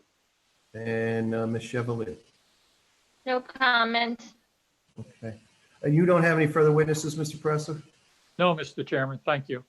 Well, I must say it was a succinct presentation by the planner and an excellent presentation by all of them. I'm happy to see a repurposing of a building that's sitting vacant and going to rooms here in the township. And certainly in these troubled times, what better repurposing than a house of worship? So I'm very happy to see the plan. Let's see how it goes on the voting. I'm going to go to the public at this point, Mr. Presser, if that's okay with you. Yes, it is. Thank you. Okay. This is matter number 9-20Z, St. Mary and Archangel Raphael Coptic Orthodox Church to be take over a pre-existing building at 8 Old Road. It's for an amended major site plan and final site plan with C&D variance. Do we have anybody on the line just yet, Ms. Sawant? No. Could we please put up that number again? Just so you know, nobody's holding. Okay, well, let's put the number up and make sure nobody Yeah, wants put it up. to have anything to say.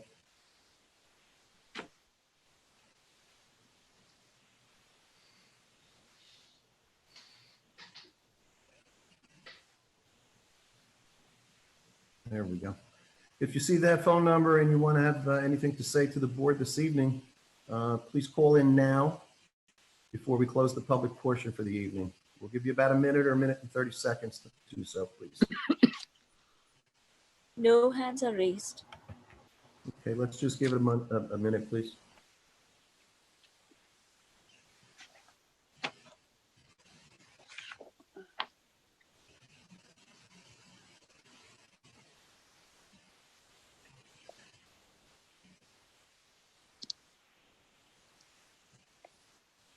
Once again, if anybody's interested in calling in, please do so now before I close.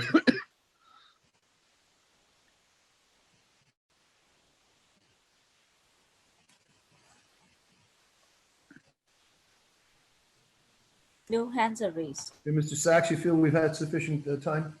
Yes, Mr. Chairman. Okay. I'm going to close the public portion at this time. I'm going to turn it back to Mr. Pressler. Any final comments, sir? No comments, thank you. Okay. Board members, does anybody have any matter that they want to bring up before I call for a vote? Please do so now. I see no, everyone shaking their head no. Okay.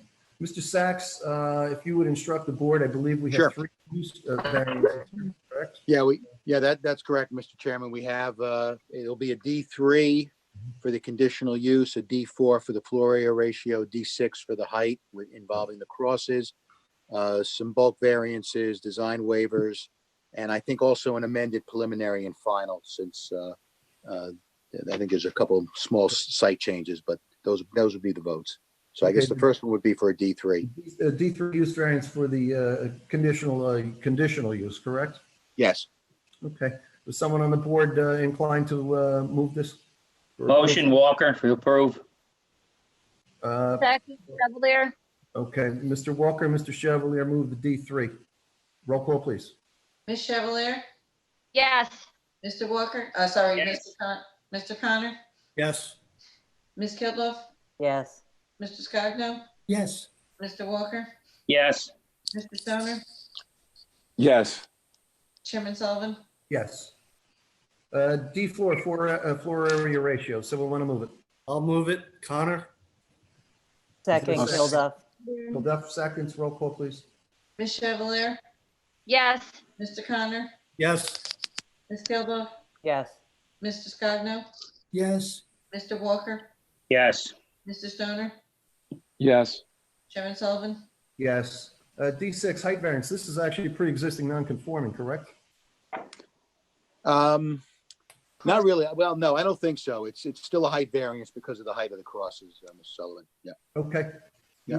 Either way. Yeah. Roll call, please. I mean, someone move that. I'll move it, Scogno. And is there a second? Second, Kilduff. Second, Okay. Seconded by Kilduff. Roll call, please. Ms. Chevalier? yes. Mr. Connor? Yes. Ms. Kilduff? Yes. Mr. Scogno? Yes. Mr. Walker? Yes. Mr. Stoner? Yes. Chairman Sullivan? Yes. Bulk variances, can we do all of them together, Larry, and then the waivers? We can actually do the bulks and the waivers together if you want, Mr. Chairman. That's okay. It would be comfortable with okay that. by me, and I'll move them. I'll second Connor. Roll call, please. Ms. Chevalier? Yes. Mr. Connor? Yes. Ms. Kilduff? Yes. Mr. Scogno? Yes. Mr. Walker? Yes. Mr. Stoner? Yes. Chairman Sullivan? Yes.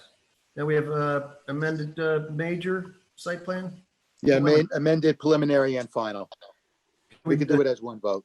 We can do as both? Yep, one vote is fine. Okay, someone like to move that? I'll move it. Chevalier to move it. Okay, and Stoner moved it, and Chevalier is second on that, please. Roll call. Okay.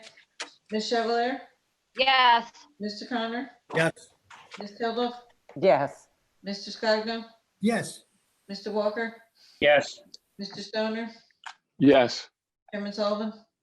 Yes. Mr. Preston, thank you all of your testimony tonight. I'm glad to see a building being repurposed here in town and for a good cause. Thank you, sir. Thank you. Nice to see you, Jim. Nice to see you as well, Mr. Preston. Stay well. Stay well. Thank you. Okay, that ends our agenda for the evening, board. I'm going to go to Ms. Silverman. Do we have anything else to bring up before the board? Actually, I really don't have anything more to say except for, like, I'm hoping everybody gets older. If they haven't gotten their electricity back, that they do get it back and everybody's safe, which it looks like they are. Our next meeting is September 3rd, and I want everyone to have a safe, wonderful summer. Yes, Yeah. thank you very much. Mr. Sachs, what's your opinion on the courts or the township's opening by then? Well, I don't know. I mean, the court system is still closed down. It's going to be closed, it probably won't open until after Labor Day at this point. I know they're not planning on starting any trials until after September 21st. So I don't know how that affects municipalities. I know the Old Bridge Municipal Court is still closed. They're still doing virtual hearings. So I can't tell you how September will play out for us having a meeting back in the building. We'll have to see. Okay, well, we will see, I guess, as time goes by. Professionals, anybody final words? Anything for us, Ms. Shapiro, you want to tell us? Nope. No, I'm good. Thank you. Okay, and Ms. Sawant? Rena? She might be gone. That's okay. All right, any other board member, if you want to say anything before the end of the summer, please say it now. Okay, how about someone want to move for an adjournment? Motion. Okay. Second. All in favor? All in Aye. favor? Bruce, are you sleeping? Did you fall asleep, Bruce? I wanted to give you one. Oh, this is nice. All right, well, good night, everybody. Good night, everyone. Be safe. All right. We'll see you. Bye-bye.